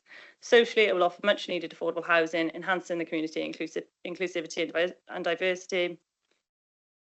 Environmentally, the project incorporates sustainable design principles, including energy efficient homes, electric charging vehicle points, and a comprehensive green infrastructure, which aligns with the national planning policy frameworks, goals and sustainable development. Sorry, I've overrun. Okay, thank you. Thank you. First councillor on my list was Andy Hadley. Andy. So I'm sorry, Simon, did you want to come back on something? Well, I thought I'd just address Mr. Smith's comments, really. So this plan is quite helpful because it demonstrates how the site was. And what was evident was there's lots of contaminants and virtually zero drainage. So every time it rained, everything that was on the ground got swept into the river, eventually. So from a contamination and general pollution control situation, we're in a much better position now with this having all been demolished than we were with the industrial estate in operation. I think that's the first thing to state. The second point is to reiterate the point I made, is that contaminated land is dealt with via the conditions on the outline approval. So they will need to be discharged separately to this reserve matters. This reserve matters does not technically have to deal with contaminated land issues, but because it's a pertinent issue, i.e., it's being built on an industrial estate, it would be slightly folly not to detail the point for you. But there will need to be a formal submission of the verification report to the council in order to discharge the outline condition, and it's only then that the development can commence. Like I said, this was only, and has been said, it was only received at the tail end of last week because by then it was known that Mr. Smith was going to speak, and it was indicated it was going to be on contaminated land. And the agent said, well, we've got the report, so I'll send it to you. I had hoped perhaps that our environmental health team may have been able to review it by now, but obviously, it's been 2 working days, so it was probably too much of an ask. But it will be reviewed by environmental health, as have been all the other reports that I showed the front covers of, to ensure this is all done properly. And there's no actual reason to suspect it hasn't been done. Even Mr. Smith isn't saying it hasn't been done properly. He's just having trouble wading through the sheer amount of reports that there are. I did send it to Mr. Smith on Friday out of courtesy because I knew he was speaking on this matter, and I thought, he will probably have the time to review it over the weekend, given his evident interest in the matter. But like I say, this will need to be discharged as part of an outline condition, which will be submitted in due course. We've got a bit of a heads up on it, and environmental health are reviewing it, and the development won't be able to commence until it's been signed off properly. The other thing to say is the report is being put on the website now, just for full transparency. There's no need to hide anything at all. Everything's been nice and open, I would like to think, and we'll end up with a far better situation for all the work that's been done by the consortium to remediate this particularly polluting area of the Cometro area. In terms of drainage, like I say, there's no drainage really evident, and the stable block will have proper drainage, and the H1F2 parcel will have proper drainage. Whilst all that rain was falling down and taking all the contaminants, it was obviously also running completely unattenuated into the stream.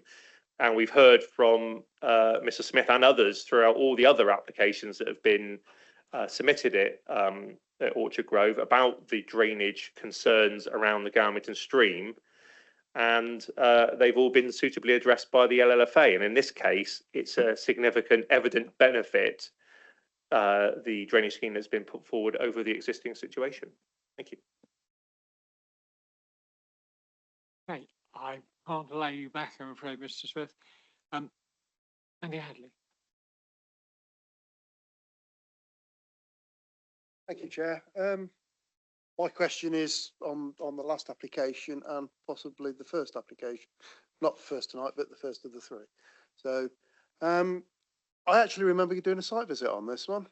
So that's 2 site visits on 2 applications in one day. There you go. And I absolutely agree with you when we talk about the stable block and being a listed building and being of some sort of architectural importance. Yeah, but you partially covered what I was going to ask, and it was about the mill building actually. It was covering access to the mill building, which you did cover or partially cover because you're expecting to perhaps use the same drive, which I think is good. And the fact that the mill building is a grade 2 listed building, the other question is, has due respect been given to that when the housing development was designed and planned? Because I can't find any comments from our listed buildings officer in the papers, unless I've missed it and there is a comment there. But I just want to make sure that due respect has been given to the listed building when the housing was put in place. You have to go right back to the production of the outline application and the environment statement that accompanied the environment statement, which actually highlighted Comertrode Manor in of itself, but predominantly Runwell Park and the others on the Runwell Park and Runwell Hall on the A38. So it didn't give a lot of focus about Comertrode Manor. I think because it was surrounded by this industrial estate, the setting of it wasn't as precious, say, as Runwell Hall and Runwell Park were. And also Higher Comertrode Farm, which is a listed farmstead as well. So I think it's fair to say that Comertrode Manor has not had the limelight that these other listed buildings have had. You then go through to the parameters that accompanied the outline and the outline consent itself. And there's a passing reference in an informative note on the outline consent that says you may want to look at a stable block and a mill around Comertrode Manor to see if they're listed. And because when something's listed by association, you have to look at the historical association, the date of listing, to find out whether they are listed by association or not. And it was sort of like left it hanging a little bit. And then the neighbourhood master plan was adopted, which didn't really answer the question and sort of left these buildings sort of overlapped largely by development and the open spaces. And then we've seen the 2019 detailed reserve matters consent for the open space, which didn't even show the building. Now, you'd hope that that doesn't get interpreted as, well, you've given tacit approval for it to be demolished because here's an approved plan showing it not there. Fortunately, the consortium recognised, and since the conservation officers that have dealt with these 2 buildings have confirmed it is listed by association, and therefore it's been protected by the consortium, and everything around it's been demolished and cleaned up, and it sort of stands there as a sort of slightly sad relic. But it's, for me, it's the gem of that open space because it's got a water wheel, and therefore, and it's got the mill pond. It could work. It could work in a sort of, slightly flashy way, or it could work in a proactive way to actually do something. And the building also lends itself to various types of uses. Now, it could be, we're not ruling out the use as a dwelling, because again, you look at the photograph, someone's going to have to invest some money in bringing that up to a condition. It's also quite a small building, so it's likely to need some level of extension. It was extended before by a breeze block workshop, but thankfully that's gone. So some sympathetic extension is likely to be required, probably regardless of what end use it gets put to. And that's why this plan here has been provided indicatively to say, well, if you did need to extend or have a forecourt or have some sort of curtilage area. This is how you could do it. And that's meant reordering some of the paths and stuff to give it the space that it would require. So it's had a bit of I think it's been overlooked largely, would be my conclusion, until now. And this decision, or these series of decisions, mean that it has got a future. What that future is, I think, is the exciting bit, really, because what is it going to be? Is it something that's going to add to the open space and be a public use, or is it going to be a dwelling that really sets off the mill pond and the landscape setting there? The conservation officer, therefore, is absolutely sort of, delighted that it's been retained. Yes, ideally you'd not have modern development near any listed building, but we do have lots of modern development near listed buildings, and therefore there's enough of a separation. There's a new setting that's having to be created for this mill. It's always been part of a larger sort of entity of buildings that have become industrial and commercial. So it's difficult to judge what that setting argument is. Is it better or worse? I would say it's better, even though there's a modern development looking down on it from a distance. Okay, so it's actually better than the industrial Better estate than it might that have was been. there Better than it before. might have been, yeah. Okay, we're at that point. We've now run out of time, so I'm going to propose a half-hour extension so that we can complete the business of the day. Can I have a seconder, please? Thank you, Andy. Those in favour? Thank you very much. Okay, we're going to crack on for another half hour. Andy, did you have anything else to say? No, you finished. Right, in that case, it's Habib, then Andy, Sully, then Gwyl. Thank you, Mr. Chairman. When Council's environmental health team gives their views on the technical support and contamination, could you kindly share that with the planning team before it is discharged, so that we know all the ins and outs? So that's just a minor sort of concern of mine. The other thing that's actually I'm still really concerned about is the temporary measures I like to see on the enforcement of the bus gate. I think it's absolutely essential to start with, because the confusion for the drivers and unclear signage with sat nav, people going, just tapping into the sat nav, coming from, A38 from Wellington, it might actually end them up that way. So clarifying that with a bit of signage might help quite a bit, because I'm not that. I'm not hugely in support of these cameras, because people, by the time they see it, they've actually passed it. If you see what I mean. So something in there so that people get used to the idea of not going through there would be quite helpful.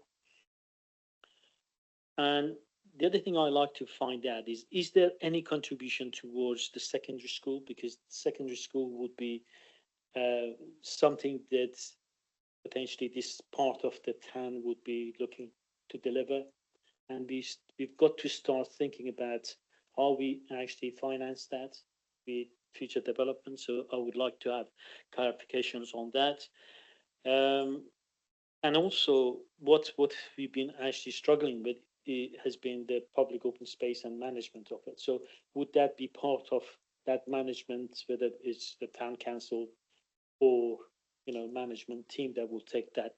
So I would like clarification on that.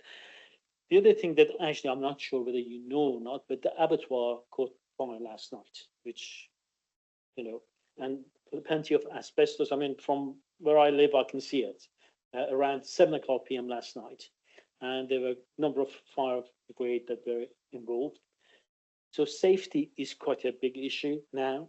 People are concerned because with asbestos going up, the wind taking all that smoke in different directions towards the development, potentially was last night, that it could be all around Troll and Commitral.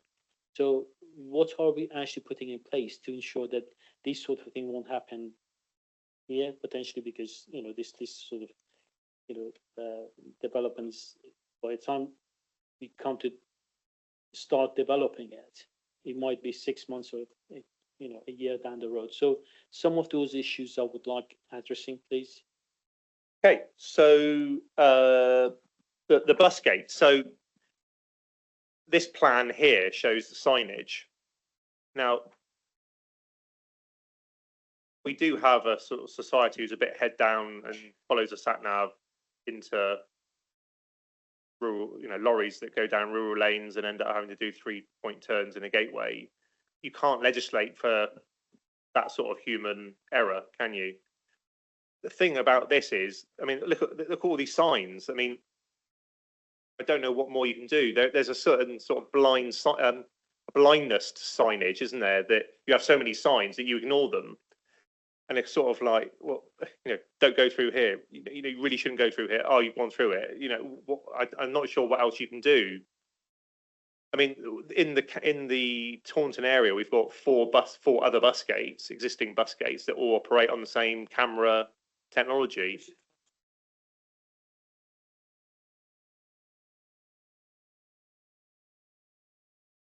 Yeah. Oh. Is that Mountjoy? Mountjoy? That's not. Mount Way, yeah. There's no bollards there.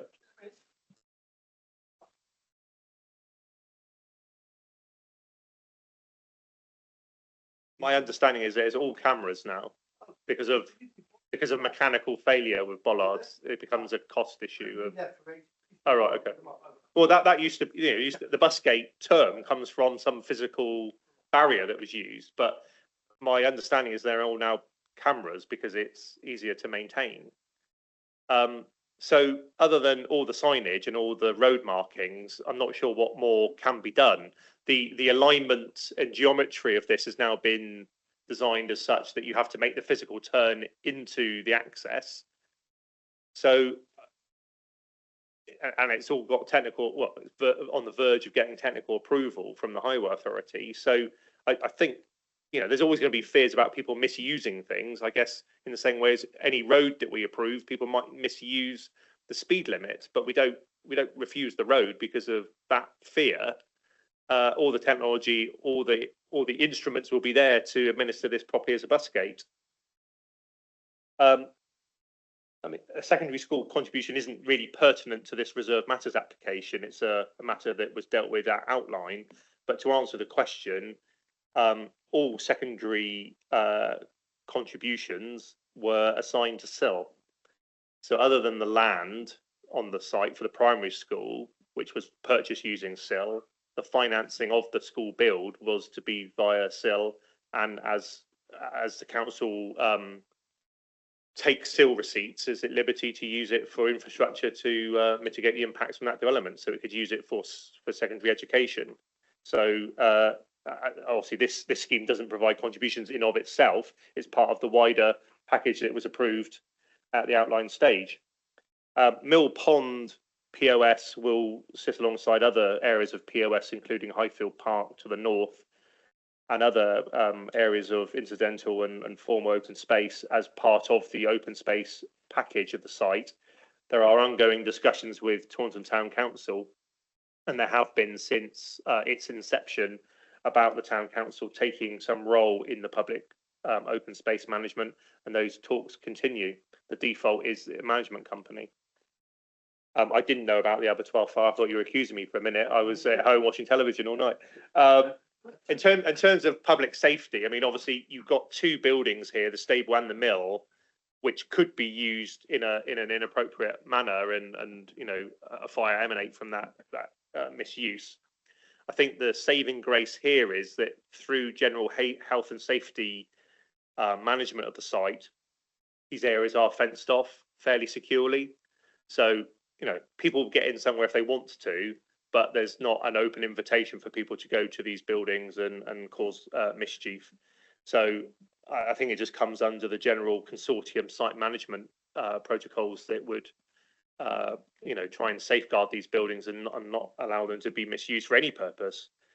Of course, the best solution is grant this planning permission and get it converted into a house.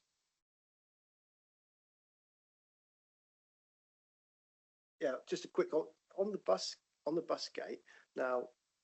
So there's going to be a park and bus at the top end of the site. So these buses are going to come from Wellington into the park and bus. People can park the car, they get on the bus, and they'll go then through the development to go into Taunton. So will the bus be diverted? It won't go down through Bishop's Hole anymore, or is it going to be? I know it's a bit more technical to me. We don't know what's going to be, but the bus is going to go through. Bus system's going to go right through the development, so it's going to redirect the buses from Wellington. Is first point. Second one. I agree with that second point. The first point, the Highway Authority are not confirming to me exactly what the bus routes are at the moment. So it's likely that a bus will come in from the Queensway direction, go through the bus gate, down the secondary avenue, and may do a loop in the centre and then come back out. And then the one on the A38 goes into the park and bus round this loop and then goes back along the A38. So they may not cross, but there is obviously the prospect of one going in this end, going through the site and then round and, and then out the A38 end. I think with bus routes, there's an issue of phasing. There's also an issue of patronage, i.e. are there enough people there to warrant what would be quite a significant diversion? And like I say, the Highway Authority are not playing their cards just at the moment to show what that looks like and when it will be. Clearly, this parcel is going to take about a year to build out. So I would imagine we will find out relatively shortly as the A38 bus is now, I think, on the verge of being diverted into the park and bus, which is due to be handed over to the council. It's either stopping there now or is very, very imminently going to start stopping there. Then at least that does provide some options for the residents who, like I say, are north of this tributary at the moment. So they're all here within good walking distance of that bus stop. Clearly, once we've got this secondary avenue in, it opens up other opportunities, more bus stops, and the opportunity for a conversation about what that bus service looks like in the interim, medium, and very long term. What it's all about.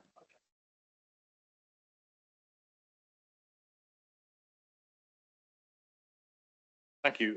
Most of my points have been answered. It's good that we'll get this remediation report. I'd quite like to have a look at that. And the confirmation that this process today doesn't effectively sign it off. That comes later down the line. So I'm quite happy to hear that. Thank you.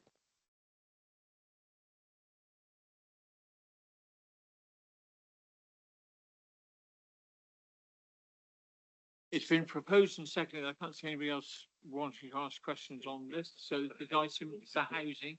This is the housing. This is item 7. It's item 7. It's planning permission 53/24/007. It's been proposed by Andy Solly and seconded by Paul Wren. Can I see those in favour, please? That is unanimous. That's unanimous. Thank you very much. You're proposing the second application? Okay, so this is. You can. Yeah. 220063. I put the wrong number on your sheet. I've got the right. Okay, my apologies for reading out the wrong number. I'll talk to Josh afterwards.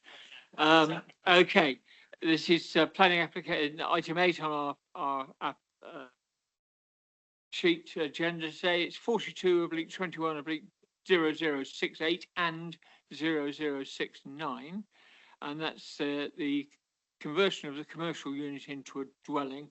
Right,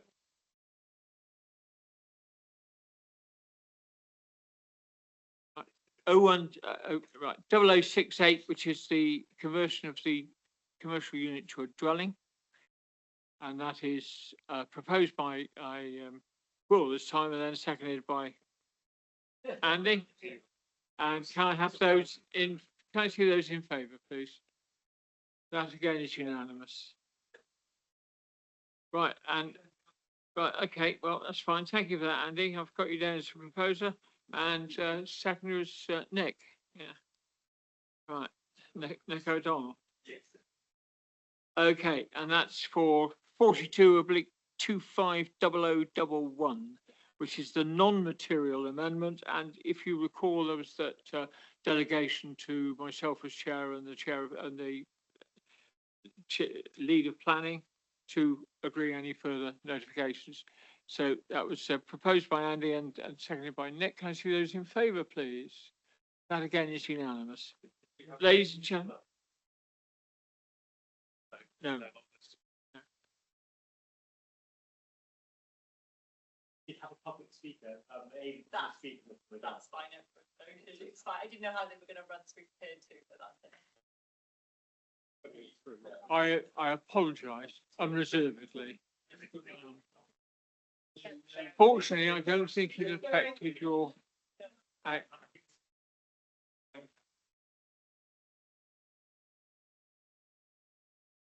But, well, we're out of time.